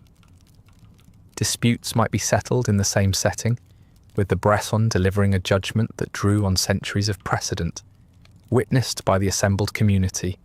In this way, the social order was maintained through a blend of ritual, negotiation, and shared cultural values, all underpinned by a collective memory that reached back beyond living recollection. The landscape of Celtic Ireland was as much a part of its social and spiritual life as the people themselves. Hills, rivers, and forests were not merely physical features, but points of connection to myth and ancestry. Certain sites became focal points for gatherings, whether for trade, ceremony, or the settling of disputes. These were places where the different Tuatha might meet under a temporary truce, where goods and stories were exchanged, and where the bonds between communities were renewed. Over time, these meeting places acquired layers of meaning, becoming not just geographical locations, but anchors of identity. By the closing centuries of the first millennium BCE, Celtic culture had become deeply rooted in Ireland. The language, social structures, and artistic traditions were firmly established, and the island's tapestry of Tuatha formed a resilient, if sometimes fractious, network of communities. It was a society that valued continuity, but was not immune to change, one that balanced local autonomy with a shared sense of belonging to a wider cultural world. Its people lived by the land, by their word, and by the intricate dance of alliances and rivalries that defined their political landscape. Into this intricate web of tribes and traditions came a new idea from the East, one that would transform Ireland's art, learning, and even its sense of time itself. By the early 5th century CE, the island of the Tuatha had already been shaped by centuries of Celtic language, law, and lore. Its poets still wove genealogies from memory. Druids presided over seasonal rituals, and the Brehon laws governed life with their intricate network of rights and obligations. Yet in this era of chieftains and sacred groves, a new faith began to take root, one that promised not just a different set of gods, but an entirely new relationship between people, time, and the divine. The spread of Christianity in Ireland is often distilled into the figure of Saint Patrick, a man whose biography has been overlaid with centuries of story until it is difficult to separate fact from embellishment. What seems certain is that Patrick was not Irish by birth, but a Romano-British youth kidnapped into slavery and brought to Ireland, who later escaped and returned as a missionary. In his own writings, among the earliest surviving texts from Ireland, Patrick comes across as earnest, self-effacing, and determined, a man who believed himself called to serve in the very land where he had once been a captive. The Ireland Patrick encountered was not a blank slate waiting for conversion. It was a land where spiritual authority was already respected, where complex oral traditions existed, and where leaders were accustomed to weighing the counsel of learned advisors. The introduction of Christianity was therefore as much a process of negotiation as of confrontation. Patrick and other missionaries worked by converting chieftains, whose acceptance of the new faith often brought their followers with them. Pagan festivals and sacred sites were reinterpreted rather than erased. Wells and springs that had once been dedicated to local deities became holy wells under the protection of saints, while seasonal gatherings were folded into the Christian. It seems like they got the powder treatment, because when Catholics moved in on Poland, they burned everything down. Like, everything got forbidden, like right away. There were some minor things that they tolerated, because obviously, like, the everyday people wouldn't switch their old traditions and beliefs right away. But a lot of the old statues of gods and worship places in Poland, when Christianity came, got completely, like, burned down, thrown out the window, and forgotten. That's why we know very little about old Slavic traditions today. Calendar. This pragmatic approach allowed Christianity to spread with remarkable speed, adapting itself to the rhythms of Irish society, even as it slowly altered them. Over the next 2 centuries, Ireland became a land of monasteries. From the great centres like Clonmacnoise and Kells, to smaller, more remote communities tucked into valleys or perched on rocky headlands, monastic settlements multiplied across the island. These were not simply places for quiet contemplation, though prayer and the chanting of psalms filled much of the day, but complex institutions that combined religious devotion with practical and intellectual labour. Monasteries became centres of learning, preserving not only Christian scripture, but also elements of the older Irish tradition, recorded now for the first time in writing. They served as schools, training new generations of monks and scribes, as workshops where metalwork and manuscript illumination reached astonishing levels of artistry, and as hubs of trade, their networks extending across the Irish Sea and into continental Europe. The monks' work as scribes produced some of Ireland's most enduring treasures. On calfskin parchment, they copied not only the There was the Book of Kells. I think he's about to talk about it. Gospels, but also commentaries, liturgical texts, and works of classical learning brought from abroad. The act of copying was a devotional exercise, but it was also an art form. In manuscripts like the Book of Kells, text and image intertwine so completely that the page becomes a single, intricate composition. Letters sprout from one another in curling vines, animals twist into geometric knots. Human figures emerge from interlacing patterns that seem designed as much to astonish as to instruct. The colours, derived from painstakingly prepared pigments, some imported from distant lands, still catch the light more than 1,000 years later. Such works were not intended for everyday reading. They were statements of faith and of the monastery's prestige, visual sermons meant to inspire awe. Monastic communities also preserved and adapted the Brehon laws, creating written records of what had once been held only in memory. In doing so, they blended the Christian moral framework with older legal traditions, shaping a uniquely Irish synthesis of law and religion. Monks became trusted record keepers and, in many cases, treasurers, managing the wealth of both the church and secular patrons. Gold and silver objects, jewelled reliquaries, ornate chalices, and precious manuscripts accumulated in these centres. Fucking priests. Since the early days, going in and being like, you don't know how to manage your finances, give me all your money, I'll manage it for you. Making them both spiritually and materially rich. So much. It was this combination, the role of monks as both bankers and librarians of their age, that made their institutions so attractive to the less devout but equally attentive eyes of raiders. By the late 8th century, the first longships began to appear off the Irish coast. At first they came and went quickly, their crews testing the waters, literally and figuratively, for what they could take and how much resistance they might meet. When they found the monasteries, the raiders discovered targets that were both well-stocked and poorly defended. The wealth stored in precious metalwork, reliquaries, and imported goods could be carried away easily, while the monks themselves were often valuable as slaves. Viking attacks became a recurring nightmare for monastic communities, a dark silhouette on the water, the sudden rush of armed men, the smoke of burning roofs, and the clatter of boots in cloisters where silence had once been kept.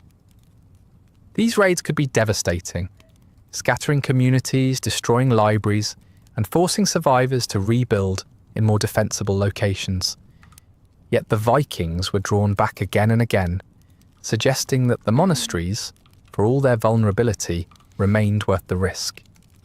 The pattern was often cyclical. A raid, a period of rebuilding, another raid. Some monasteries invested in fortifications or relocated to islands and headlands that offered a natural defence. Others paid tribute in the hope of buying peace, though such arrangements were seldom permanent. The resilience of these communities is striking.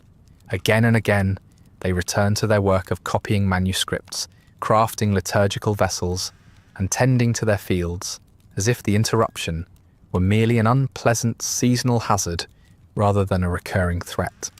Despite the violence, the monastic network endured, and even in the shadow of Viking sails, Ireland's reputation as a centre of Christian learning spread abroad. Irish monks travelled to Britain and continental Europe, founding monasteries and bringing with them the distinctive, insular style of manuscript illumination and metalwork. Figures like Columbanus became famous for their missionary journeys, and Irish scholarship left its mark on the wider Christian world. At home, the monasteries continued to serve as anchors of both faith and culture, preserving texts that might otherwise have been lost, and ensuring that, even in turbulent times, the written word remained at the heart of Irish intellectual life. This era also saw the intertwining of monastic and secular authority. Kings and chieftains endowed monasteries with land and protection, seeking in return not only spiritual favour, but also the prestige of being associated with a respected religious house. Monasteries became important players in the politics of the Tuatha, their abbots sometimes wielding influence equal to or greater than that of secular lords. In some cases, abbots came from the same ruling families as kings, blurring the lines between spiritual and temporal leadership. The church in Ireland thus developed in a pattern distinct from that on the continent, less centralised and more intertwined with local power structures. Daily life within the monastery combined strict routine with the practicalities of self-sufficiency. Monks rose before dawn for prayer, broke their fast with bread and ale, and then set to their allotted tasks, tending the fields, copying manuscripts, teaching novices, repairing buildings. Meals were plain but nourishing, drawn from the monastery's own gardens and livestock. The hours were marked by the ringing of bells, calling the community together for the cycle of services that structured the day. The rhythm was one of discipline and repetition, a life that required patience, humility, and a certain indifference to discomfort. In winter, the stone buildings could be bitterly cold, and the work of copying in unheated scriptoria demanded both endurance and dexterity. Yet for those drawn to it, monastic life offered a clear purpose and a place within a community devoted to both God and the preservation of knowledge. The artistic and intellectual achievements of this period were all the more remarkable for having been produced in an environment so often under threat. That so many manuscripts, metalworks, and stone crosses survived at all is a testament to the resilience of the communities that created them. Even when raided, burned, or scattered, they rebuilt as though the work itself were a form of defiance, a statement that the life of the mind and the spirit could not be entirely plundered. The illuminated pages of a gospel book, the interlaced patterns on a high cross, the careful recording of law and genealogy all served to anchor the community against the uncertainty of the wider world. As the 9th century unfolded, Viking raids grew bolder, sometimes striking deep inland along rivers and lakes. Yet this was also the period in which the raiders began to shift from pure plunder towards settlement and trade, a change that would have profound consequences for Ireland's towns and economy. Yet not all visitors came merely to pillage. Some stayed, built towns, and left their mark in the shape of Ireland's first real cities. Eventually, the Vikings, or Norsemen, as they were known to themselves, began to see in Ireland more than a collection of poorly defended monasteries and scattered chieftains. They recognised. Let me just close the windows and the door because it's stormy outside and there's a lot of movement happening. I'll be right back.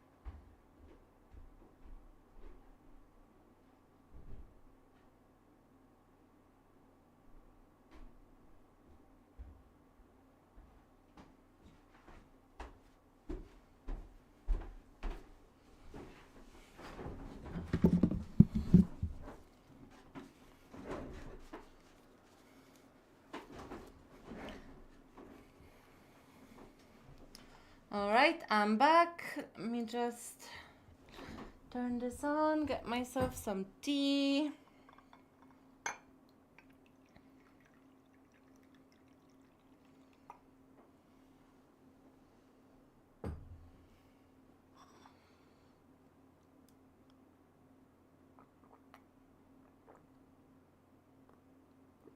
I love honey and lemon tea. Alright, this is looking rather fine, isn't it? I love the little docking station here, with the ramp down into the water for the boats to go in. I think that it's a cool little detail on our docklands. A landscape rich in resources, dotted with sheltered inlets, and positioned in the middle of the sea routes that linked Scandinavia, Britain, and continental Europe.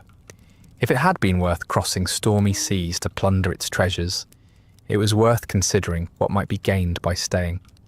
And so, in the year 841 CE, the Norse established a permanent, fortified settlement at a tidal pool along the River Liffey, a place that would come to be known as Dyflin, Dublin. The location was well chosen. The Liffey's tidal basin provided a natural harbour, deep enough to shelter longships and close enough to the sea for quick access to the Irish Sea and beyond. From here, the Norse could strike inland via the river or follow the coast to other settlements. The site's defensibility was enhanced by the construction of an earthen bank and timber palisade, enclosing the new town and protecting both its inhabitants and their goods. In its earliest days, Dublin was as much a military camp as a trading post, a place where ships could be repaired, crews rested, and loot stored before being shipped back to Scandinavia or exchanged for goods. But the Norse were more than warriors. They were also traders, craftsmen, and shipwrights of remarkable skill. As Dublin and other coastal settlements like Waterford, Wexford, Cork and Limerick developed, they became nodes in a growing network of commerce. Silver, furs, timber and amber came from the north. Wine, glassware and fine cloth arrived from the south. Irish goods, wool, hides, salted meat and even slaves moved outwards, feeding the Norse appetite for both necessities and luxuries. This was not a one-sided exchange. Local chieftains, even those who had once fought the Norse, found it profitable to trade with them, and over time, economic necessity proved a more effective diplomat than the sword. In these towns, the soundscape was unlike anything the rural Tuatha had known.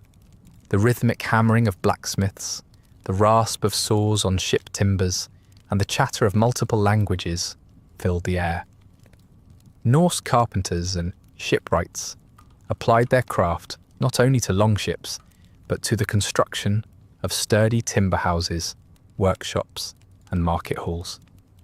Markets thrived within the protective walls, selling goods brought in from both land and sea, coins, some minted locally, others imported, circulated alongside barter, a small but significant step toward a more monetized economy.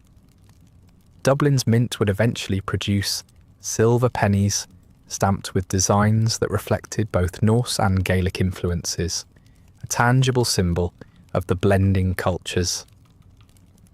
The Norse influence extended beyond the practical and into the social fabric of Ireland. Intermarriage between Norse settlers and the local Gaelic population was common, especially among the merchant and warrior classes. Children of mixed heritage often inherited the languages, traditions, and networks of both parents, becoming bridges between communities that had once been at odds. Over time, a distinct Hiberno-Norse identity emerged, particularly in the urban centres, where Norse and Gaelic customs overlapped in everything, from dress to diet. Names, too, began to cross boundaries. A Gaelic chieftain might take a Norse wife and name his son after her father, while Norse traders adopted Irish names for use in dealings inland. Cultural blending could also be seen in art and craftsmanship. The intricate knotwork of Gaelic metalwork found new expression in the form of Norse brooches, weapon hilts, and jewellery. Wood carving, a highly developed art in Scandinavia, left its mark on Irish ecclesiastical furniture and decorative panels.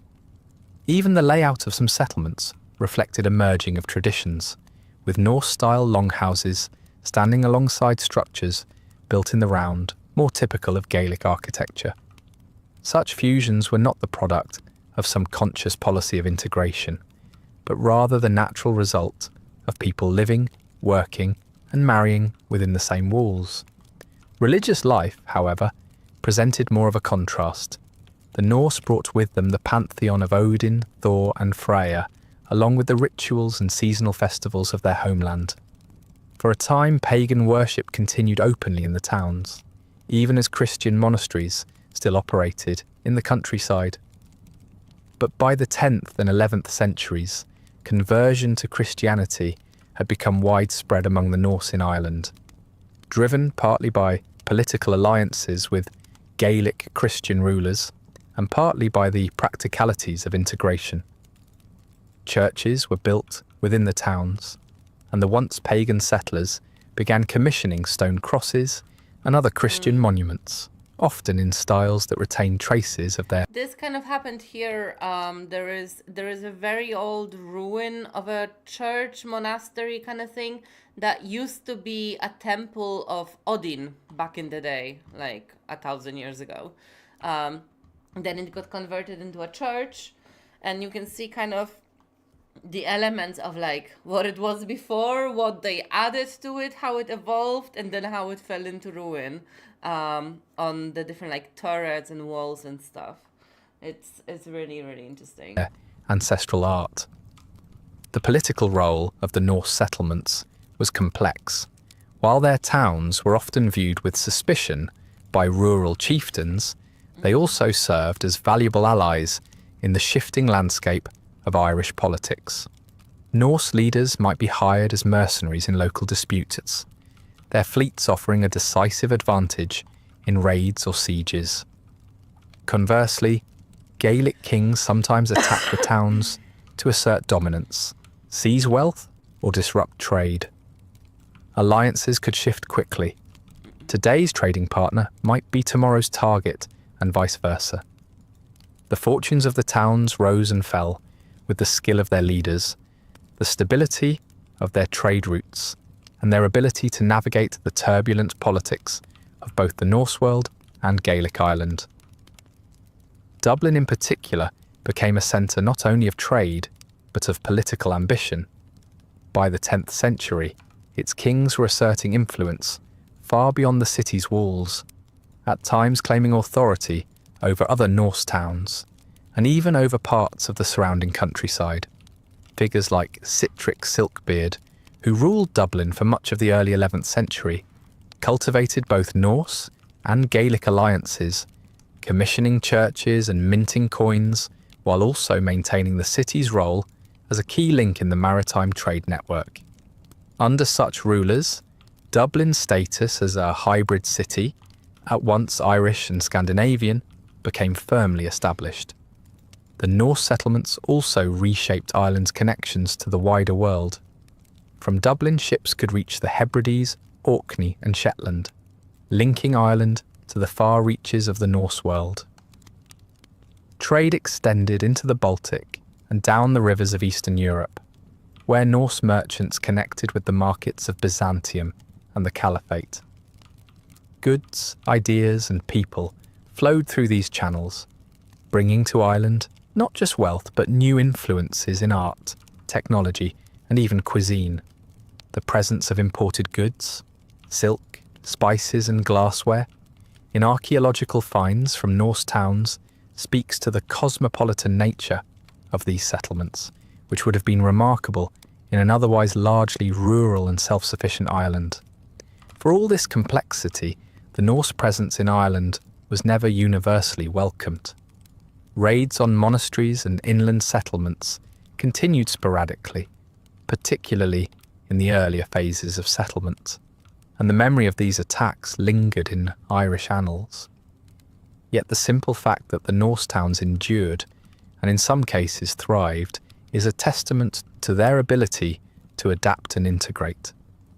Their story is not one of straightforward conquest, but of a gradual entangling of interests, a process in which trade, marriage, and shared defence against common enemies sometimes outweighed old grievances.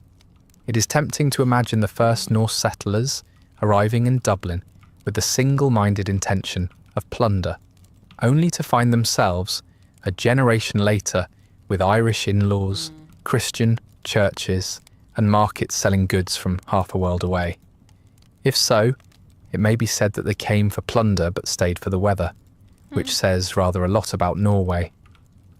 Whatever their Right. original motivations, the outcome was a set of towns that would become enduring features of the Irish landscape, places where different worlds met and remade each other in ways neither had fully planned.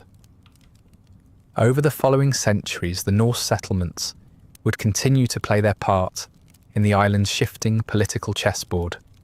They were alternately besieged and protected, raided and enriched, courted and betrayed. Their harbours remained vital to trade, their marketplaces essential to the exchange of goods and information, and their hybrid culture a reminder that even in an age of frequent violence, cooperation and coexistence could emerge from unlikely beginnings. Centuries later, a different wave of newcomers would arrive, armed not with longships but with royal charters and a mandate from across the Irish Sea. By the middle of the 12th century, Ireland's political landscape was still dominated by the patchwork of Gaelic kingdoms and the Norse towns that had by now settled into a rhythm of trade, intermarriage, and occasional warfare with their neighbours. Alliances shifted constantly, and rivalries were kept alive by disputed borders, inheritance quarrels, and the occasional opportunistic raid. It was a system that, for all its instability, was understood by those who lived within it. The English crown, however, would soon be presented with an opportunity to insert itself into this framework, and once invited, it would be in no hurry to leave. Yeah. The opening came in 1169, when Diarmait mac Murchada, the deposed King of Leinster, sought help to regain his throne. Expelled by a coalition of rival Irish kings, Diarmait turned to King Henry II of England for aid. Henry granted him permission to recruit forces from among his subjects, which Diarmait did with remarkable success, enlisting a band of Anglo-Norman knights led by Richard de Clare, better known as Strongbow. In return for military support, Diarmait promised Strongbow the hand of his daughter Oif, and with it, the succession to Leinster. The arrangement was a mixture of desperation and ambition, but it set in motion a chain of events that would alter the course of Irish history. The initial Anglo-Norman landings in 1169 were modest in scale, but devastating in effect. Armed with chainmail, mounted knights, and a disciplined approach to siege warfare, the invaders quickly outmatched the forces sent against them. Their style of fighting, combining cavalry charges with archery and the methodical reduction of fortifications, was new to many of the Gaelic lords, whose armies relied more heavily on swift infantry raids and ambushes. Towns and strongholds fell with alarming speed, and by 1171, Strongbow had taken Dublin, establishing it as his base of operations. Diarmait was restored to his throne, but his death shortly afterwards left Strongbow in possession of Leinster, an outcome that brought Henry II himself to Ireland to ensure that this new power in the Irish Sea would remain loyal to the crown. Henry's arrival marked the first time an English king had set foot on Irish soil. He came with an impressive force, determined to assert royal authority over both his Norman vassals and the local Irish rulers. His strategy was as much political as military. Some Irish kings submitted voluntarily, recognising the advantages of alliance with the English crown, while others were coerced. Henry established the beginnings of a feudal structure in the areas under his control, granting lands to his followers in return for service and loyalty. This was a sharp departure from the Gaelic system, in which land was held collectively within kin groups and redistributed according to custom rather than hereditary right. Under feudalism, land became a commodity tied to personal allegiance, and the king, or his appointed lord, was its ultimate owner. To secure their holdings, the Normans built castles, and not the simple wooden ring forts familiar to the Irish. These were stone fortresses, often raised on earthen mounds, with high curtain walls, towers, and gatehouses that dominated the surrounding landscape. Motte and Bailey designs appeared first, followed by more elaborate keeps as the occupation became more permanent. The castles served not only as defensive structures, but as symbols of authority, projecting the power of their owners over the countryside. Villages and markets often developed in their shadow, encouraged by the protection the walls offered and the economic activity generated by the garrison.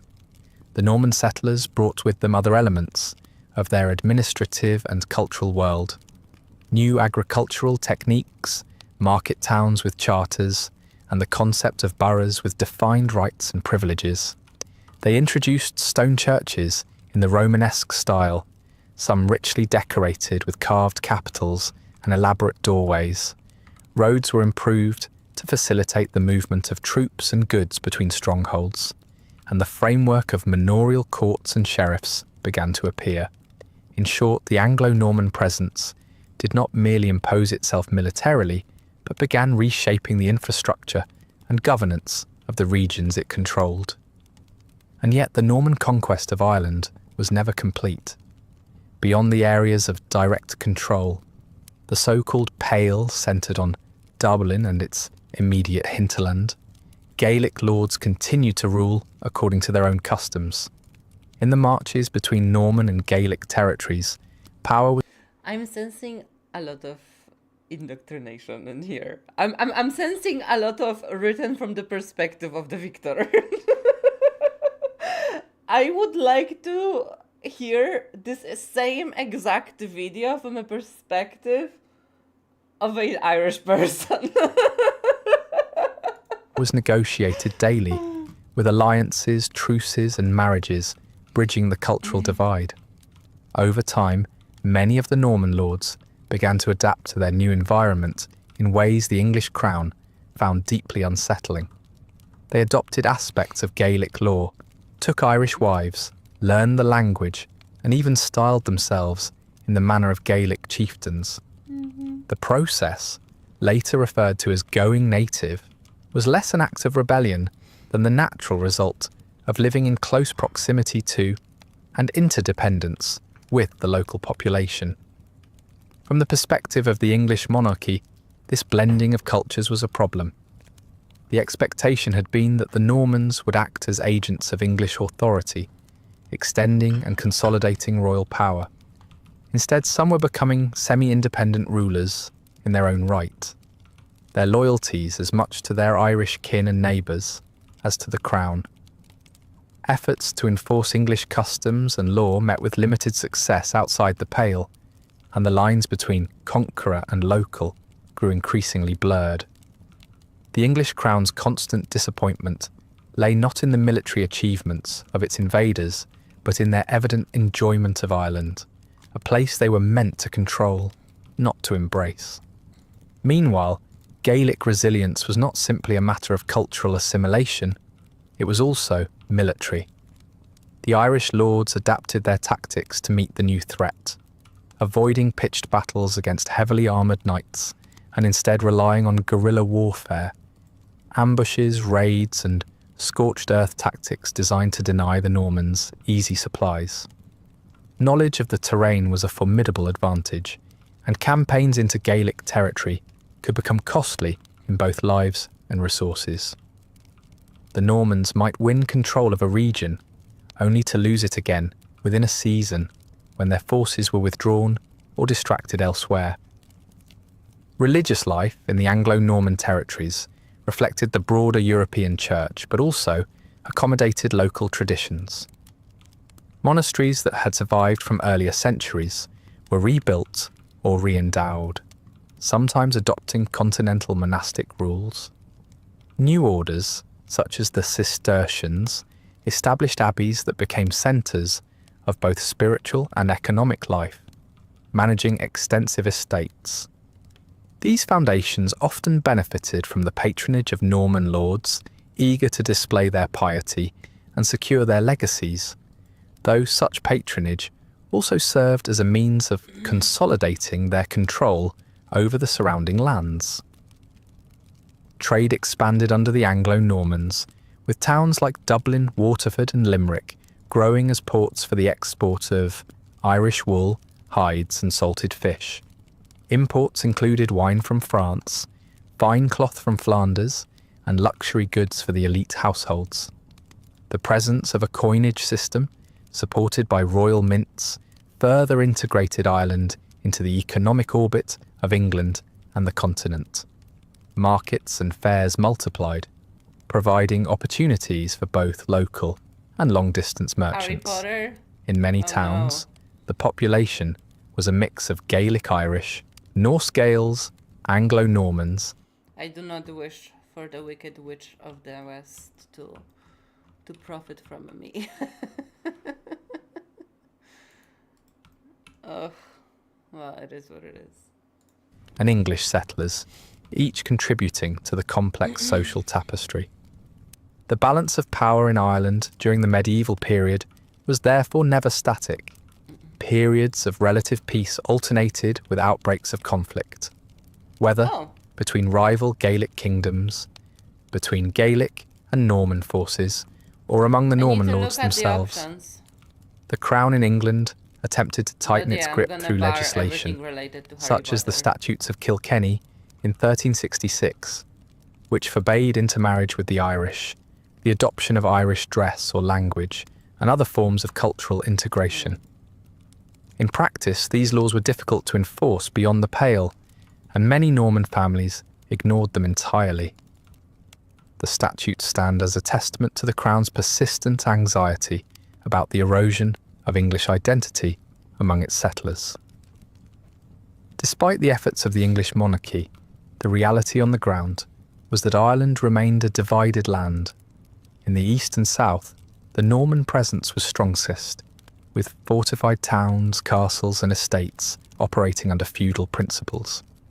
In the west and north, Gaelic lords held sway, maintaining their laws, language and traditions. The frontier zones between these regions were dynamic spaces where cultures mixed, often uneasily, but where practical arrangements allowed for coexistence. In many cases, mutual economic benefit outweighed ideological divisions, and trade moved across these boundaries in both directions. By the late medieval period, the initial momentum of the Norman invasion had slowed, and the political map of Ireland bore little resemblance to the neat conquest imagined in the early years.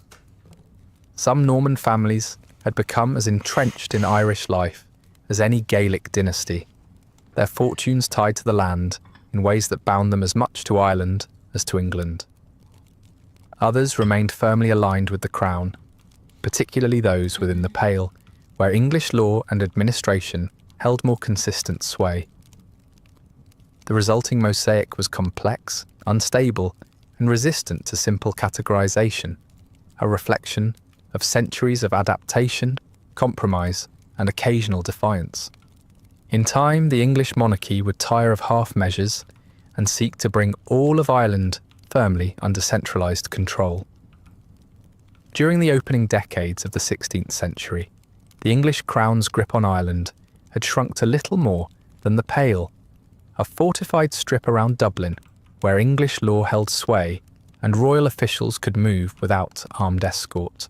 Beyond its borders, the authority of Gaelic lords and the descendants of the earlier Norman settlers, many now thoroughly integrated into Irish culture, persisted.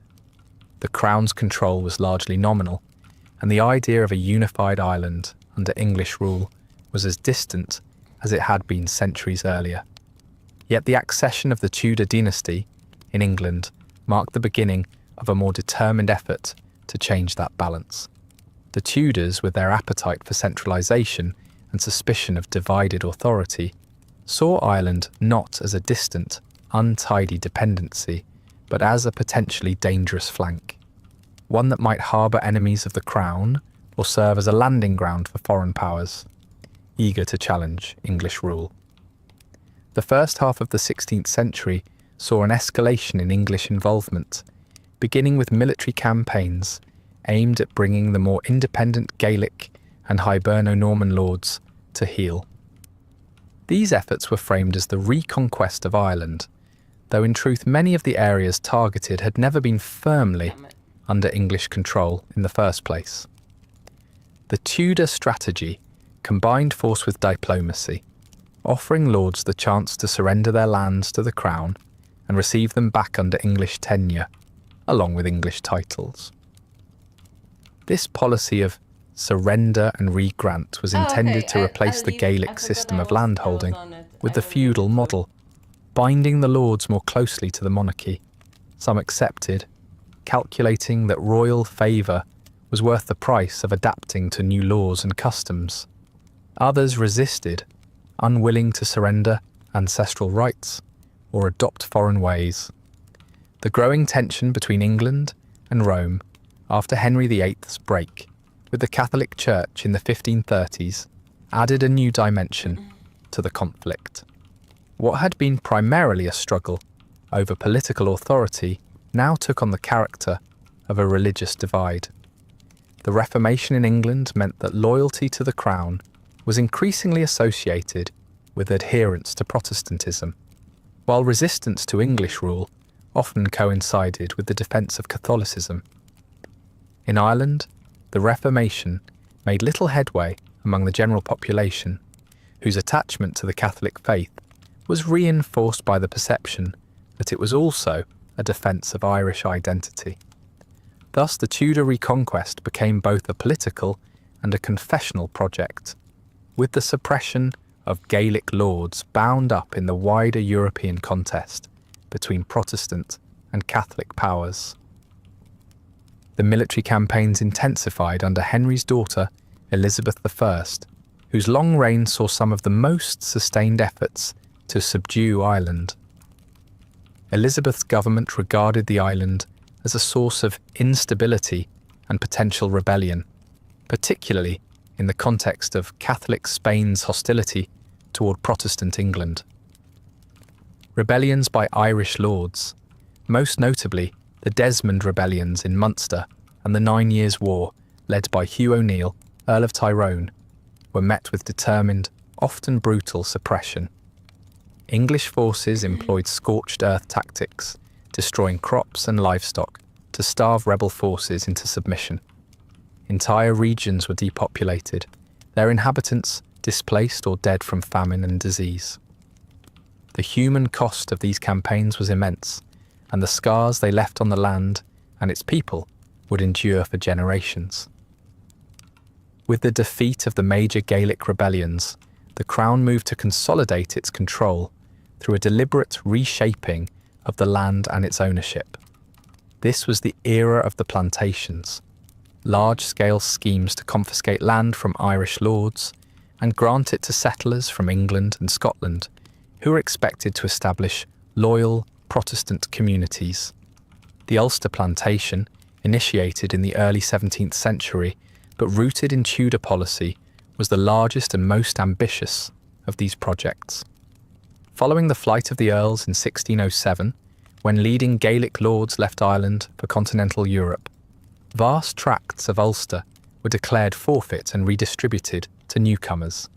It is worth clarifying that plantation in this context did not involve palm trees or rows of sugarcane. It meant farmland, previously worked and inhabited by local Irish communities, taken and handed to settlers deemed more politically reliable. These plantations were not experiments in exotic agriculture. There's a couple of elements of the way he's describing it that doesn't match some of the stories that I heard. So that's why I think it would be great to have the same thing told by an Irish historian, just to see if there was some beef omitted or some sort of perspective. Because I feel like you can tell the same story from two different perspectives and you can have a vastly different outcome. But yeah, let's see what they say. But in demographic and cultural engineering, the deliberate alteration of a region's population to make it more firmly aligned with the crown. The incoming settlers were expected to bring with them not only their tools and livestock, but also their language, religion, and loyalty to the English monarchy. The plantations transformed the social and physical landscape of the areas where they took hold. Fortified towns and villages were established, laid out according to planned designs, unfamiliar to much of rural Ireland. These settlements often included markets, churches, and schools intended to serve the settler population, with the hope, rarely realised, that they might also draw in the local Irish. In practice, the communities remained largely separate, with religious and cultural divisions reinforcing imperialist cunts. mutual suspicion.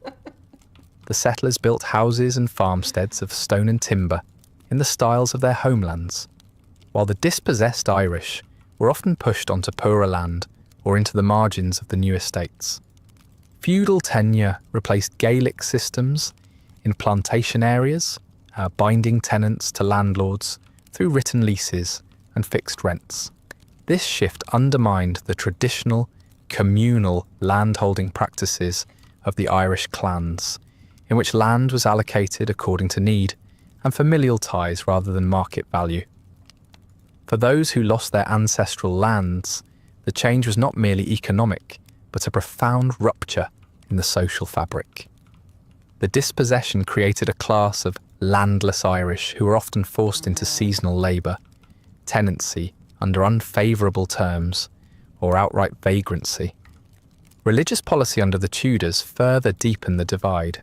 I think that's where a lot of the Irish gypsies, like the Irish traveling community, people started. Protestantism was established as the official religion of the realm, and attendance at Anglican services was nominally compulsory. In practice, enforcement in Ireland was inconsistent, and the majority of the population remained Catholic, worshipping in secret or in remote rural chapels. The persistence of Catholicism was seen by English officials as both a religious failing and a political threat, reinforcing the view that the Irish were in need of reform, if not outright replacement. For the Irish, adherence to Catholicism became a marker of resistance as well as faith, linking their religious identity to the defence of their lands and traditions. The Tudor reconquest and the plantation policy were not purely acts of suppression. They were also efforts at integration on terms set entirely by the Crown. English law, language and customs were introduced into areas brought under control, and some Irish families who had aligned themselves with the Crown were able to secure positions within the new order. These families often walked a fine line between their Gaelic heritage and their obligations to the English administration, navigating a world in which loyalty was measured not only by deeds but by visible conformity to the new norms. Economically, the plantations aimed to create a more productive and profitable countryside, integrated into the markets of England and beyond. The settlers brought new farming techniques, introduced crops and livestock breeds, and participated in the growing export trade. Ports in plantation areas became gateways for goods moving in both directions. Raw materials and agricultural produce leaving Ireland, manufactured goods and luxury items arriving from abroad. Yet the prosperity of the settlers stood in sharp contrast to the poverty of many dispossessed Irish, for whom the plantations meant exclusion from the economic benefits they generated. Culturally, the Tudor and early Stuart policies reshaped Ireland in ways that would have lasting consequences. The spread of English as a language of administration and trade was accelerated, even as Irish remained dominant in much of the countryside.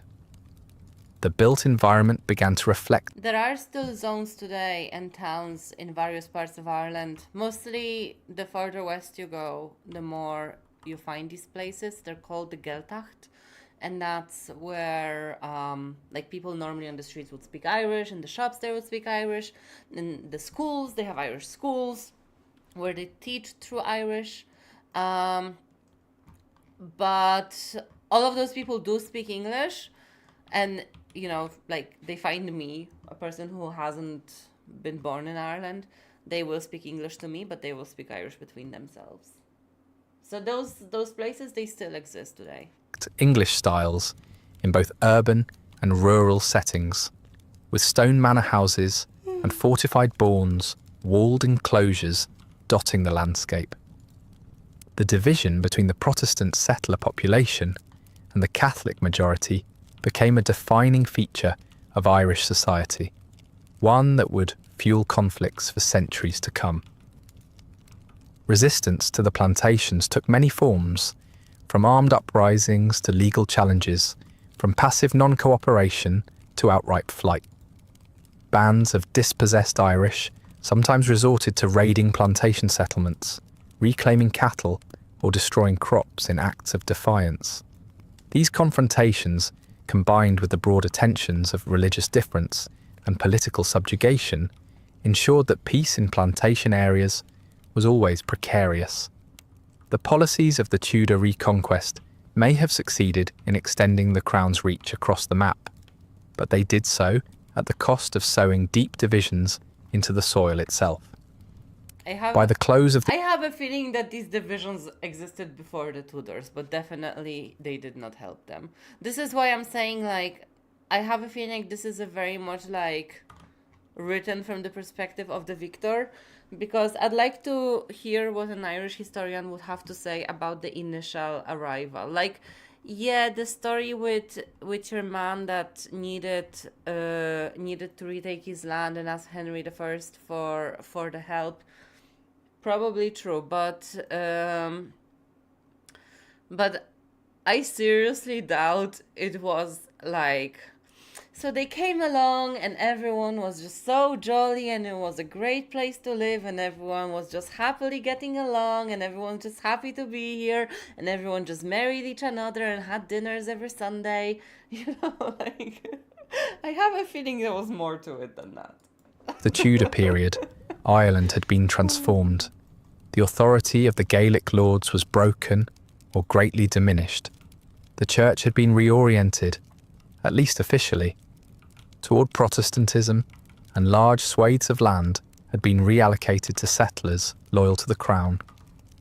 The map of Ireland no longer reflected the patchwork of medieval kingdoms and semi-independent lordships, but a territory increasingly bound into the framework of the English state. Yet beneath this imposed order, older identities and loyalties persisted, ready to resurface when the moment was right. The 17th century opened in Ireland under the long shadow of the Tudor reconquest and the plantation system that had reconfigured the ownership and use of land across much of the island. The defeat of Gaelic lords in the 9 Years' War at the turn of the century, followed by the flight of the Earls in 1607, had created a vacuum in leadership for large parts of the native Irish population. Into that vacuum stepped the settlers of the plantations, English and Scottish Protestants, who had been granted confiscated land in Ulster and other regions, along with the military and administrative apparatus of the English crown. Beneath the veneer of imposed order, tension simmered. The divisions between Catholic and Protestant, native and settler, dispossessed and landholder, were not simply social or religious. They were about power, survival, and the memory of what had been taken. These divisions would erupt with devastating force in the decades to come, folding Ireland into the wider storms that swept across the kingdoms of England, Scotland, and Ireland. The first great upheaval came in 1641 in the form of a rebellion that began in Ulster and spread rapidly across much of the island. Catholic gentry, alarmed by rumours of anti-Catholic legislation from London and emboldened by the political instability in England, launched an uprising aimed at seizing control of key strongholds and forcing concessions from the Crown. At its outset, the rebellion was not intended to drive the English out entirely, but to redress grievances and secure Catholic rights. Yet in the confusion and violence of the early days, attacks on Protestant settlers, both military and civilian, spread panic. Stories of massacres, some exaggerated and others, all too real, circulated widely, fueling a cycle of reprisals. What began as a political gambit quickly escalated into a brutal, sectarian conflict that would claim tens of thousands of lives and displace many more. The rebellion merged into the larger struggle known as the Wars of the Three Kingdoms, a tangled series of civil wars and political crises that engulfed England, Scotland, and Ireland in the 1640s and early 1650s. In Ireland, the conflict was further complicated by the formation of the Confederate Catholics, a self-declared government based in Kilkenny that sought to unite Catholic Ireland under its own authority while negotiating with both royalist and parliamentarian factions in England. This patchwork of alliances shifted constantly as the situation in Britain evolved, and for a time it seemed possible that the Confederates might secure a degree of autonomy for Ireland within a broader royalist victory. But the execution of Charles I in 1649 and the rise of Oliver Cromwell's Commonwealth government in England brought a decisive and catastrophic turn. Cromwell's arrival in Ireland in August 1649 was swift, calculated, and uncompromising. Leading a parliamentarian army seasoned by years of war, he came not merely to subdue Ireland, but to punish it for the perceived atrocities committed against Protestants in 1641, and to ensure that it could never again serve as a base for royalist resistance. His campaign began with the infamous siege of Drogheda. When the town refused to surrender, Cromwell's forces stormed it, killing not only the garrison, but many civilians, a massacre he later justified as an act of divine justice. The fall Sounds like a medieval Hitler, if you ask me. of Wexford shortly afterward followed a similar pattern, with widespread killing and the sacking of the town. These early actions set the tone for a campaign that combined military efficiency with deliberate terror, intended to break resistance through fear as much as through force. Cromwell's army pushed relentlessly through the country, taking fortified towns, burning crops, and destroying the means of subsistence in rebellious areas. The combination of direct military action and scorched earth tactics left swathes of the countryside depopulated and desolate. Famine and disease followed in the wake of the army, killing many more than the sword. Resistance was not extinguished overnight. Irish and royalist forces fought on in the west and south for several years, but the outcome was never in serious doubt. By 1653, organised resistance had collapsed, and the Commonwealth government set about reshaping Ireland in its own image. The settlement that followed was as transformative as it was punitive. Vast tracts of land were confiscated from Catholic owners and redistributed to parliamentarian soldiers, creditors of the English state, and Protestant settlers. The slogan "to hell or to Connaught," whether or not it was ever officially pronounced, captured the reality for many dispossessed Irish landowners who were driven west into poorer, less fertile lands in Connaught, while their former estates were parcelled out to newcomers. Catholic landholding, which had already been reduced by earlier plantations, fell to a fraction of its pre-war level. The social and economic displacement was immense, creating a permanently altered landholding class that would dominate Irish politics and society for generations. Religious policy under Cromwell was equally severe. the public practice of Catholicism was banned, Catholic clergy were persecuted, and efforts were made to impose Protestantism through both law and the presence of Protestant settlers. While outright conversion was rare, the association between Protestantism and political power was reinforced, deepening the sectarian divide. God damn it. For the Catholic population, religion and cultural identity became even more closely entwined, with adherence to the old faith serving as a form of quiet resistance to the new order. The toll of the 1640s and early 1650s was staggering. Estimates of the population loss vary, but many historians agree that Ireland lost a substantial proportion of its inhabitants through war, famine, and disease during this period, perhaps as much as a quarter or more. Entire communities were wiped out or reduced to scattered remnants, their lands occupied by strangers.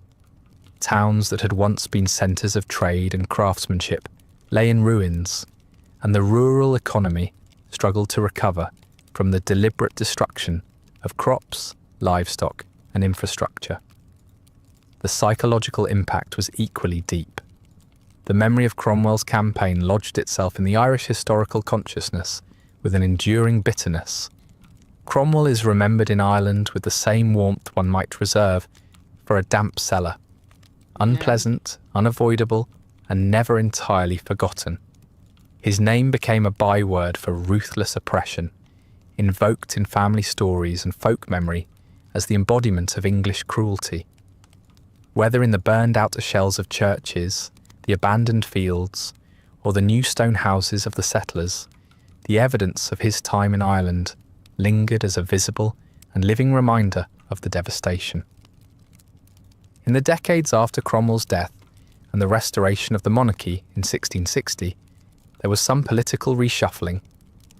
Charles II restored lands to certain royalist supporters, and some Catholic landowners were able to regain part of their estates through legal manoeuvres or royal favour.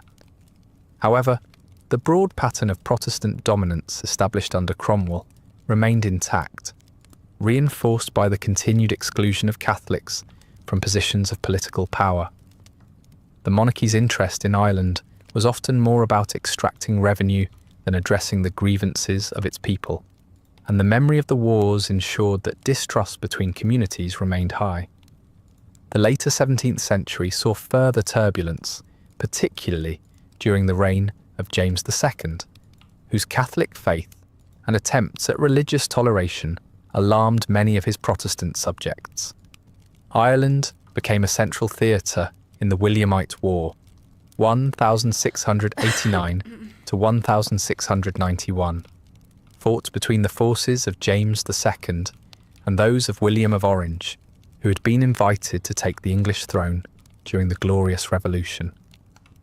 For many Irish Catholics, supporting James was less about loyalty to his person than about the hope that his victory might reverse the land confiscations and legal disabilities imposed over the previous decades. For Protestants, particularly those in the settler communities, William's cause represented the preservation of their property and position. The war culminated in a series of major battles, including the Battle of the Boyne in 1690 and the Siege of Limerick in 1691. William's victory sealed the Protestant ascendancy in Ireland, confirming the political and economic dominance of the Protestant minority over the Catholic majority. The Treaty of Limerick, which ended the war, promised certain rights to Catholics, but was soon undermined by penal laws that restricted Catholic property ownership, education, and participation in public life. These measures were justified by the Protestant ruling class.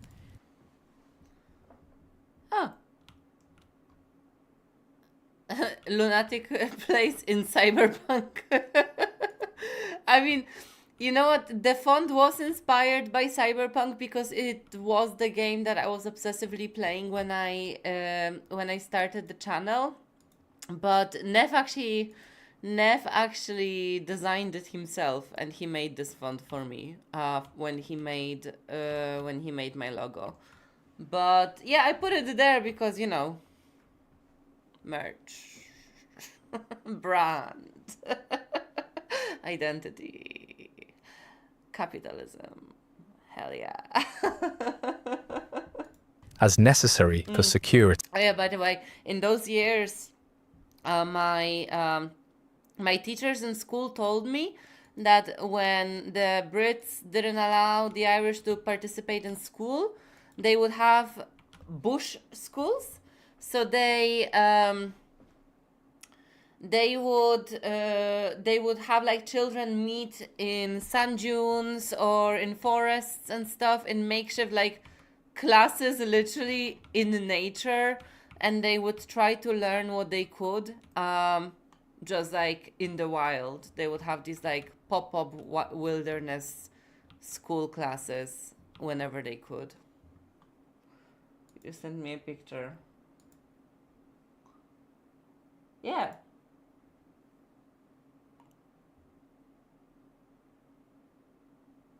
Oh, is it intended for it to hide me? I mean, I pop out every now and again, but every now and again I hide behind it. Now you see me? Now you don't. Now you see me? Now you don't.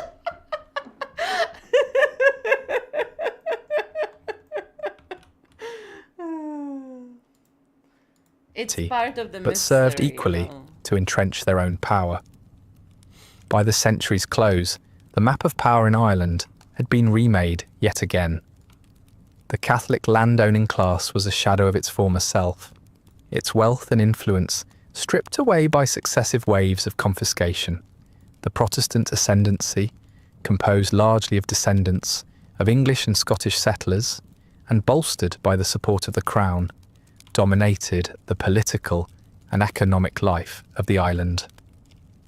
The scars of the 1641 rebellion, Cromwell's campaign, and the Williamite War remained fresh, each episode reinforcing the divisions that had taken root over the previous 100 years. The 18th century opened in Ireland under a political and social order solidified by the turbulence of the previous 100 years. The Protestant ascendancy, the ruling class composed largely of English and Scottish settlers and their descendants, held the levers of power secured by the outcome of the Williamite War and reinforced by the penal laws that followed.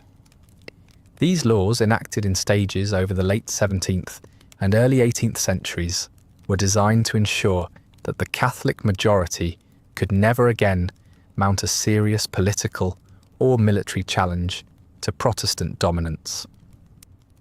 They worked as much by exclusion as by punishment, stripping Catholics of the right to hold public office, bear arms, serve in the military, or vote.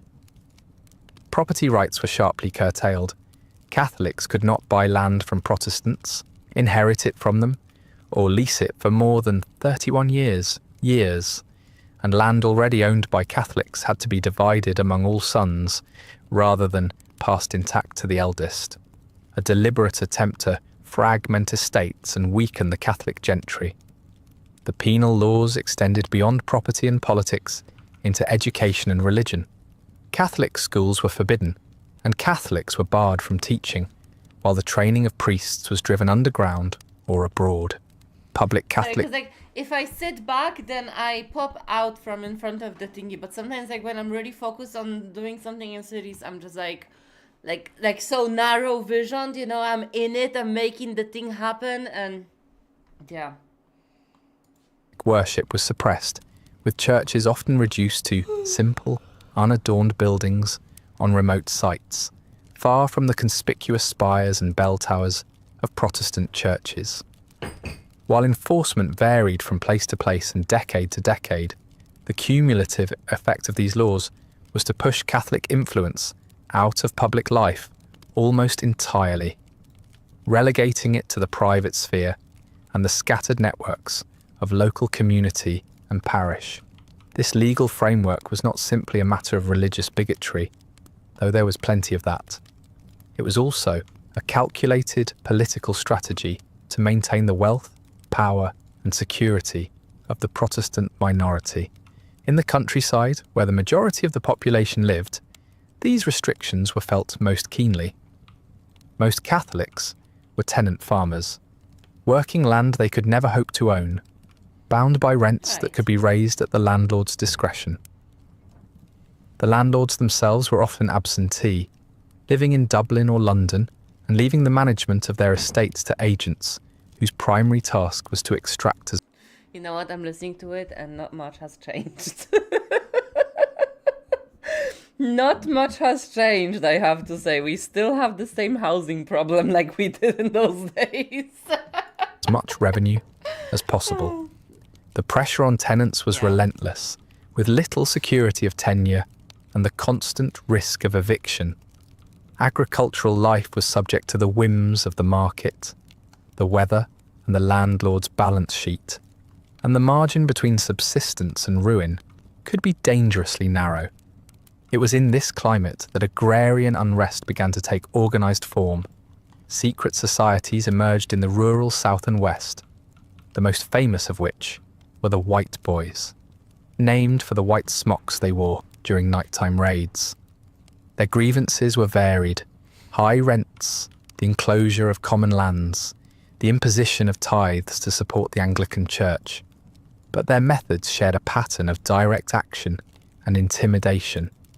They levelled White hedges and boys. fences to restore access to enclosed lands. They were white boys when being a white boy was cool. Destroyed the property of landlords or agents they saw as unjust, and posted threatening notices warning offenders to change their ways. These were not random acts of violence, but targeted efforts to enforce a kind of parallel justice in the absence of fair treatment from the law. The White Boys and similar groups were met with harsh repression. Their members hunted down, tried and executed, but the conditions that had given rise to them proved stubbornly persistent. While the countryside was marked by poverty and unrest, Dublin in the 18th century developed into a city of striking elegance and ambition. The wealth extracted from Irish agriculture, combined with the consolidation of ascendancy power, funded a wave of building that transformed the capital into one of the architectural jewels of Europe. Georgian Dublin, with its broad streets, graceful squares, and symmetrical facades, projected an image of order and I mean, like, I know what they're referring to, I know what they're talking about, but I was just like, really? Example of European beauty and extravagance? Dublin? Really? I think it's a bit much. Like, it's charming. It probably was more charming in those days when it was like new and upkept and everything, but let's not get ahead of ourselves. It's Dublin. refinement.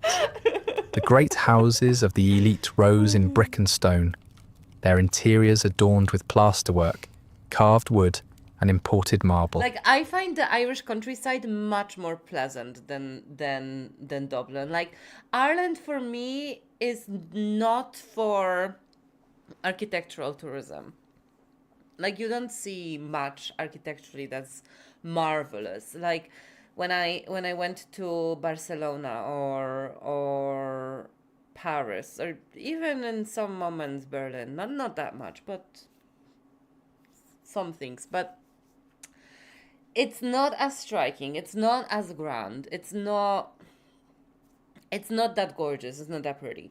But the countryside, the landscapes, the history, the ruins, you know, the castles, all that kind of, the culture, the music, the art, you know, like that kind of stuff, 100%. 100%. Ireland is great for that.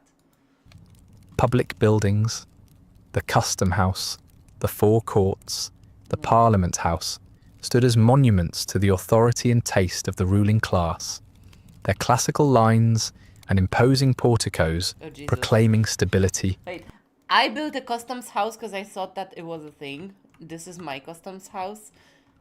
I wonder who occupied my poor Concordia before. Here I was, taking my inspirations from real life, making it look absolutely grand. You're asking where the infinity of money is at? It's there. And prosperity. It was easy to admire the fine architecture of Dublin, provided one was not employed in its construction. For the labourers who dug the foundations, hauled the stone, and plastered the ceilings, the grandeur was a source of wages, not comfort.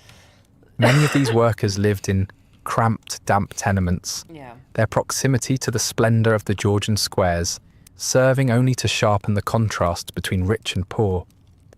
The city's elegant facades It's true, like there's many streets all around Dublin that are like they're known as the old Irish towns, and even the Georgian homes that he's talking about themselves, like they generally have two layers to them. So like you have the grand Georgian house with the large windows, and you access it through stairs.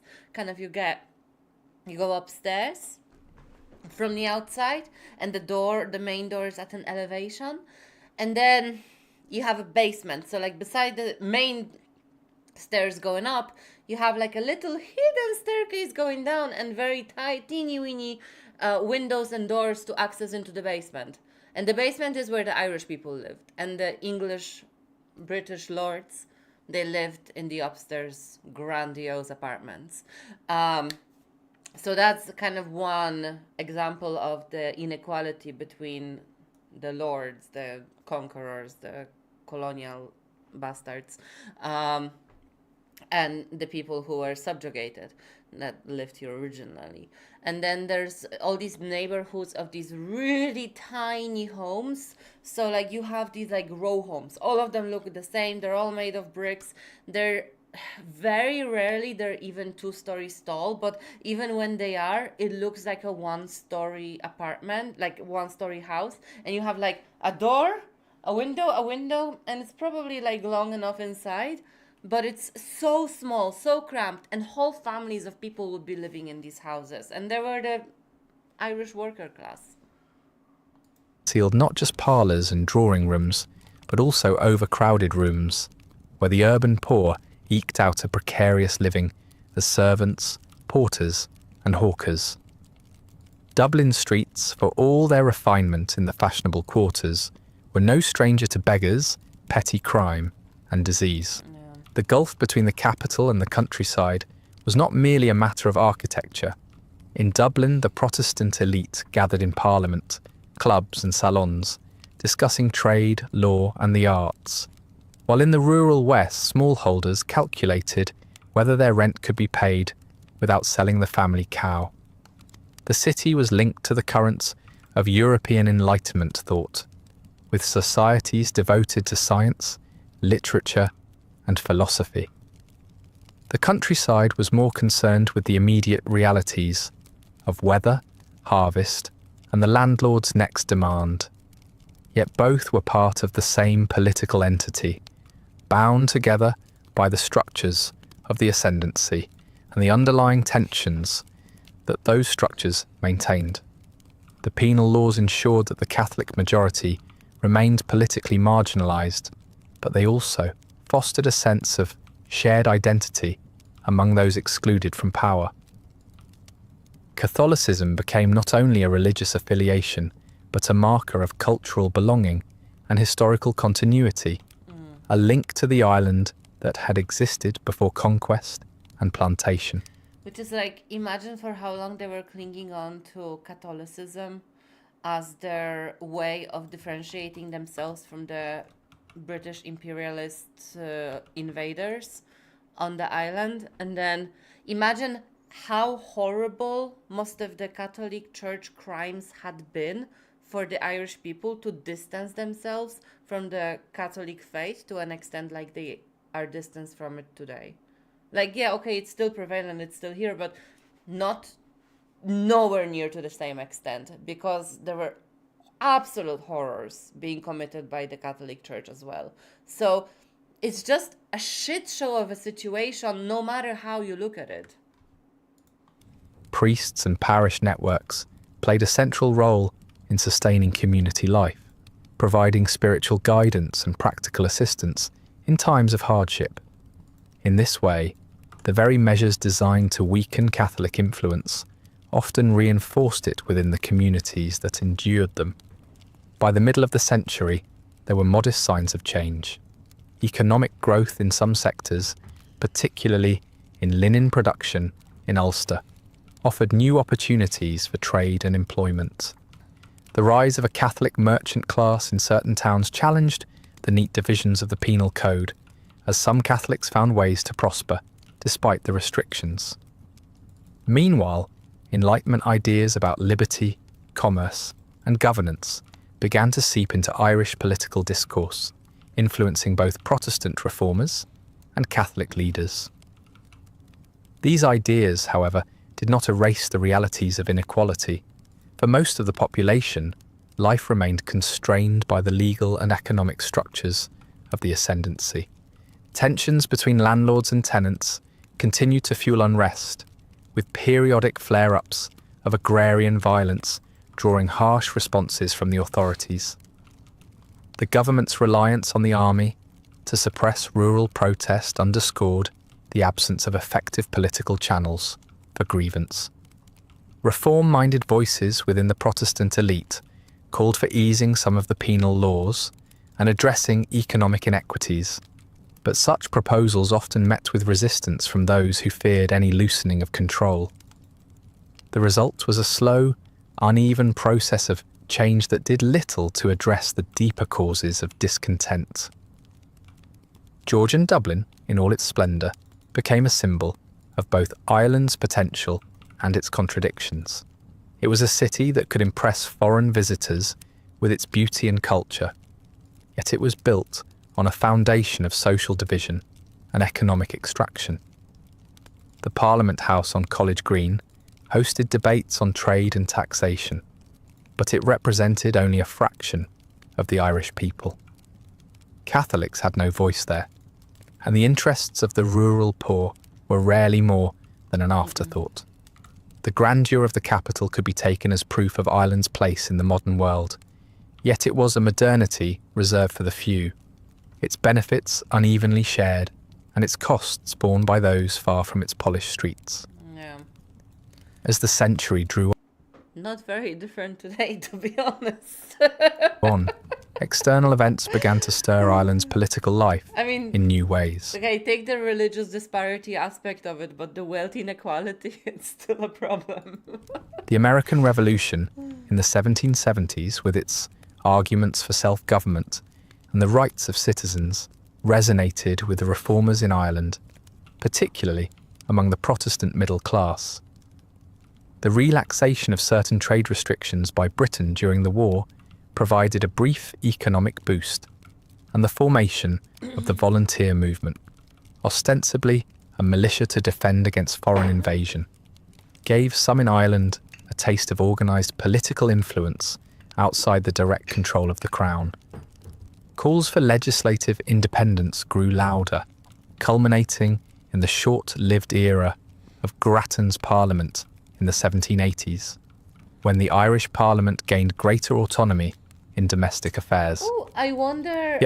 I wonder if there's a new series on Netflix called Guinness, or the Guinness House, or something like that, or the House of Guinness, something like that. Apparently about the OG Guinness family that began the Guinness brewery. It might be about that, because it was around the same time. All the talk of reform, the fundamental inequalities remained. The penal laws were eased in stages during the latter part of the century, allowing Catholics to lease land for longer terms and eventually to vote under certain conditions. These changes were significant in symbolic terms, but limited in their immediate impact on the distribution of wealth and power. The rural poor continued to live at the edge of subsistence, and agrarian unrest flared periodically as landlords and tenants clashed over rents, tithes and evictions. The promises of Enlightenment reform were often slow to materialise in the lives of those who needed them most. By the final decade of the 18th century, Ireland was simmering in a way that could no longer be ignored. The century had been marked by the tight grip of the Protestant ascendancy, the penal laws that excluded the Catholic majority from political power, and the grinding reality of rural poverty. Yet ideas travel faster than armies, and across the Atlantic and the English Channel, revolutions had shown that entrenched systems could be toppled. The American Revolution of the 1770s had proved that colonial rule was not unassailable, while the French Revolution of 1789 seemed to promise the wholesale remaking of society. In Ireland, these events stirred imaginations far beyond the walls of Dublin's Parliament House.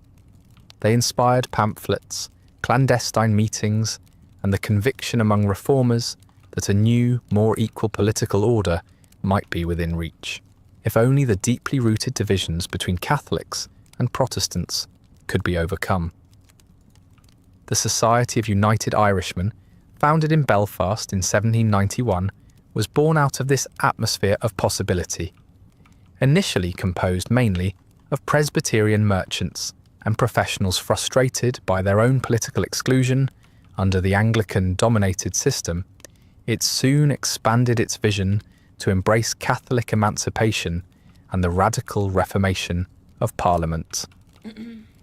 Figures like Theobald Wolfe Tone argued that the divisions between Catholics, Protestants, and dissenters were nothing more than the careful work of those who profited from keeping Ireland divided. If those barriers could be broken down, a united Irish people might stand together for independence. The United Irishmen began openly, advocating reform through legal channels, but the British government's growing alarm at the influence of France and the spread of revolutionary sentiment soon forced them underground. Repression was swift and thorough. The authorities outlawed the society, closed sympathetic newspapers, and infiltrated its ranks with informers. Meetings were broken up, leaders were arrested or forced into hiding, and the threat of martial law hung over much of the countryside. Still, the United Irishmen planned for an armed rising, convinced that only force could unseat British control. In this, they looked to France for help, hoping that a French landing could both supply weapons and draw British forces into a two-front conflict. The French government, keen to undermine Britain, attempted to send a large expeditionary force in 1796. The fleet reached Bantry Bay, but storms scattered it before troops could come ashore. It was a cruel 1796, that's the height of the French Revolution, that's the reign of terror, so no wonder twist of fate. nothing happened. The weather had succeeded where British defences might not have. By 1798, the United Irishmen's leaders knew that the organisation was riddled with informants and that arrests were picking off their most capable organisers. Rather than allow the movement to wither entirely under government pressure, they decided to move ahead with an uprising.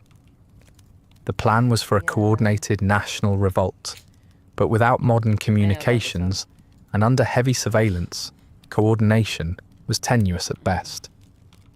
The first major outbreak occurred in May in Leinster, with County Wexford becoming the heart of the rebellion. Early rebel victories at Oulart Hill. Wexford wanted to establish its own country called Wexford, like the Republic of Wexford.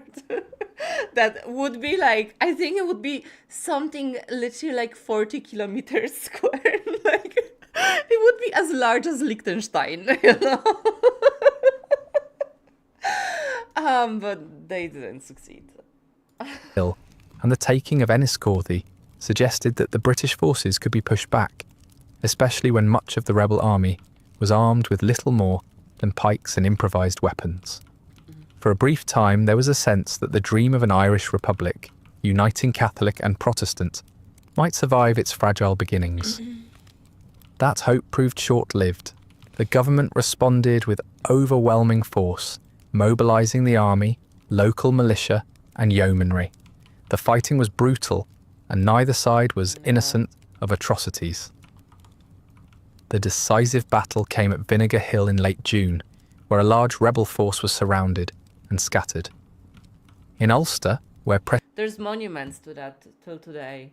There's some really cool hiking trails around there. Presbyterian radicals had once been central to the United Irishmen, the rising faltered quickly under sectarian strain and government crackdowns. The rebellion degenerated into a grim pattern of skirmishes, executions, and retaliations. Civilians suspected of sympathy for the rebels were flogged, burned out of their homes, or summarily killed. French aid did eventually arrive, but far too late to revive the rebellion. In August, a force of just over 1,000 men under General Humbert landed in County Mayo. In a startling victory at Castlebar, they routed a larger British force, sending it fleeing so quickly that the encounter was remembered as the Castlebar Races. Yet the triumph was fleeting. Humbert's advance was halted and crushed at Ballinamuck in September, his troops taken prisoner. A final French attempt in October ended in disaster, and with it went the last hope for foreign intervention. By year's end, the rebellion had been extinguished. The human cost was staggering. Tens of thousands were dead, rebels, loyalists, and civilians alike, and the countryside was left scarred both physically and psychologically. The vision of a non-sectarian Irish republic had not survived the realities of war and repression. In many places, old sectarian wounds reopened, leaving Catholics and Protestants wary of the unity the United Irishmen had preached. For the British government, the rebellion was evidence of the danger posed by an Ireland with even partial autonomy, particularly during wartime against France. For Irish radicals, it was a lesson in the risks of rising without overwhelming support, adequate arms, and secure leadership. In the wake of 1798, London turned with renewed urgency to the idea of political union. Ireland at the time still had its own parliament in Dublin, dominated by the Protestant ascendancy and subordinate to the Crown. From the British perspective, that arrangement was no longer tenable. A united legislature in Westminster, it was argued, would bind Ireland more tightly to Britain, prevent future rebellions, and allow for a more coordinated defence against foreign threats. The Act of Union was framed not only as a security measure, but as a vehicle for prosperity, promising Irish commerce access to British markets and holding out the prospect, never quite promised outright, of Catholic emancipation. In Ireland, the proposal met fierce resistance among members of the Dublin Parliament, many of whom saw union as the extinction of their own influence. Yet opposition could be softened with enough persistence and the right inducements.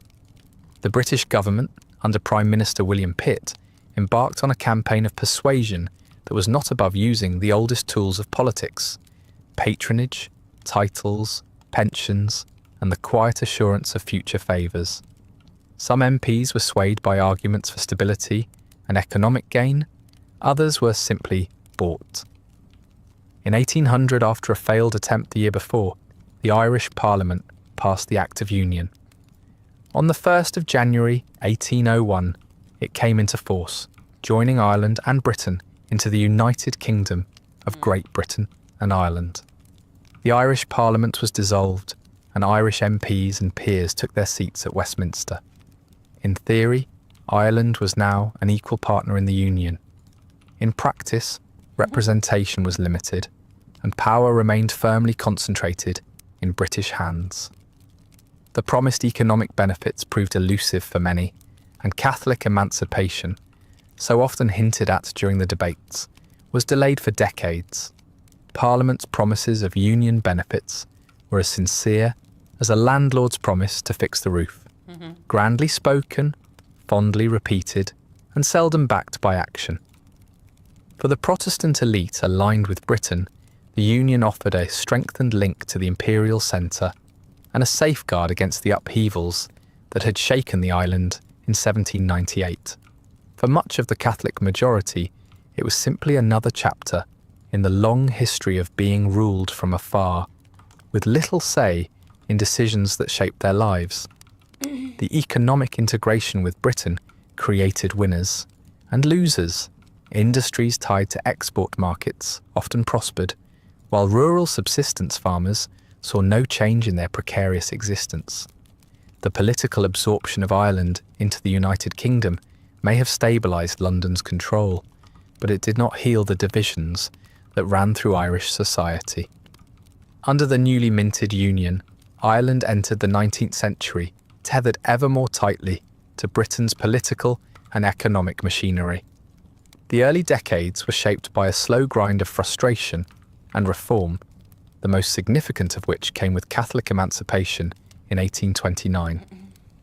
For generations, the penal laws had ensured that the majority Catholic population were second-class citizens in their own country, barred from sitting in Parliament, holding many public offices, or even owning certain types of property. The campaign for emancipation, led by Daniel O'Connell, a barrister with the rhetorical precision of a scalpel and the stamina of a man who understood that change in Britain's governance He's a big figure in Irish history. One of the main streets in Dublin is named after him. rarely arrived before tea, galvanised Irish politics. O'Connell's monster meetings drew vast crowds, demonstrating that the population could be mobilised without pitchforks and pikes, though not without the implicit suggestion that these could be found if necessary. When the law finally passed, it marked a symbolic victory, even if many structural inequalities remained as solid as the stone walls dividing fields across the countryside. Yet this flicker of political progress was soon overshadowed by a catastrophe of such scale that it remains the defining tragedy of modern Irish history.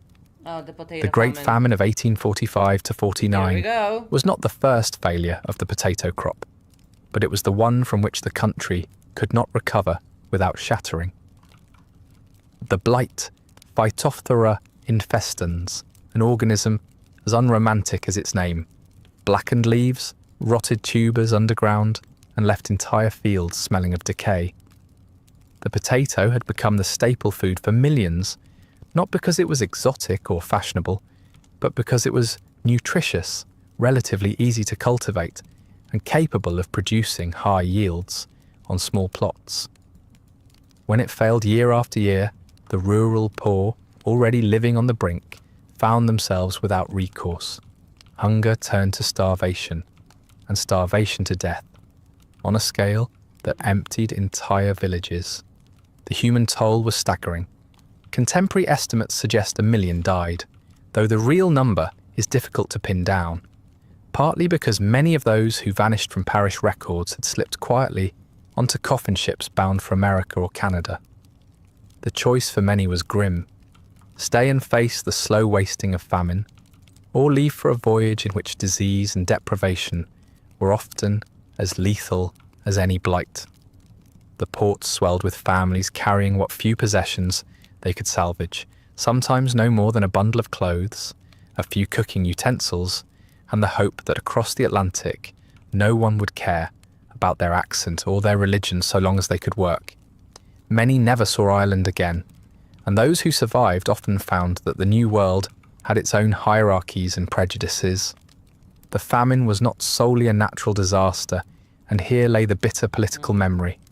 Food continued to be exported from Ireland to Britain during the crisis, the product of a landlord-tenant system that prioritised rent and profit over survival.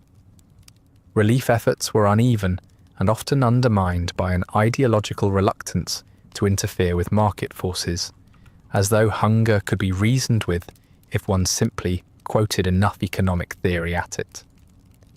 British officials spoke of not fostering dependency, a neat phrase that sat uneasily alongside the image of starving families breaking into workhouses, grim institutions where conditions were deliberately harsh to discourage applicants.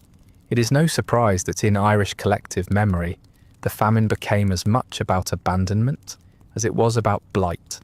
Potatoes may have failed, but they remained more dependable than most politicians, who could always be relied upon to find an excuse. In the famine's wake, Ireland was a changed country. the population dropped by millions, not only from death and emigration during the crisis, but because the momentum of departure did not slow. Chain migration carried relatives and neighbours overseas for decades, draining communities of their youth and labour.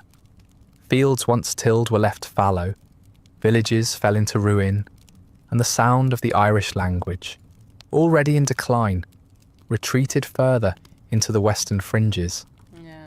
For those who remained, survival meant adapting to a transformed social and economic landscape, one in which landlords still wielded enormous power, but where the memory of mass suffering had EU4 gameplays. What is an EU4 game? What is EU4? Guys, I have to go to the bathroom. I'll be right back.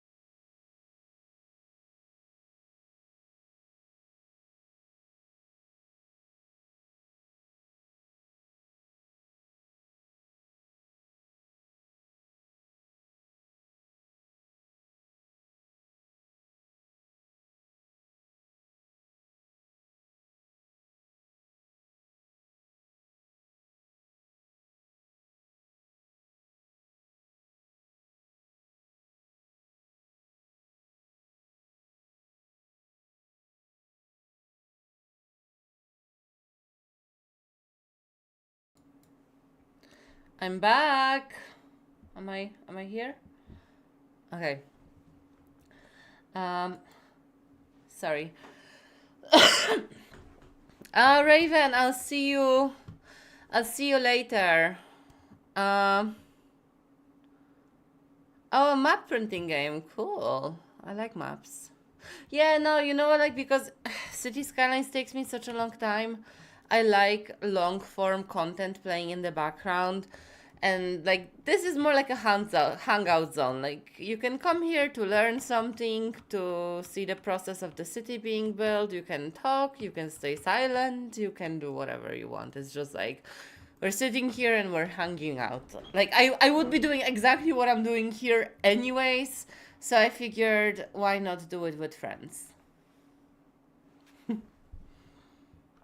Oh my god, I love 1670, the show. I just realized that it has an English dubbing on Netflix, so me and Neff are actually watching it now. Sorry. Had ignited new political urgency. It was in this atmosphere that the land reform movement gained traction. By the latter half of the century, the Land League, spearheaded by Michael Davitt and supported by Charles Stewart Parnell, pushed for the 3 Fs: fair rent, fixity of tenure, and free sale. These were not radical in the sense of overthrowing the entire system, but they did represent a direct challenge to the landlord's dominance.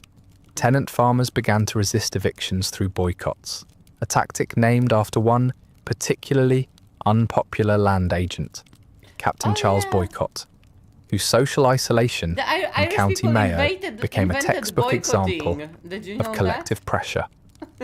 The movement's strategies combined legal advocacy with grassroots mobilization, making it increasingly difficult for landlords to operate without at least some concessions.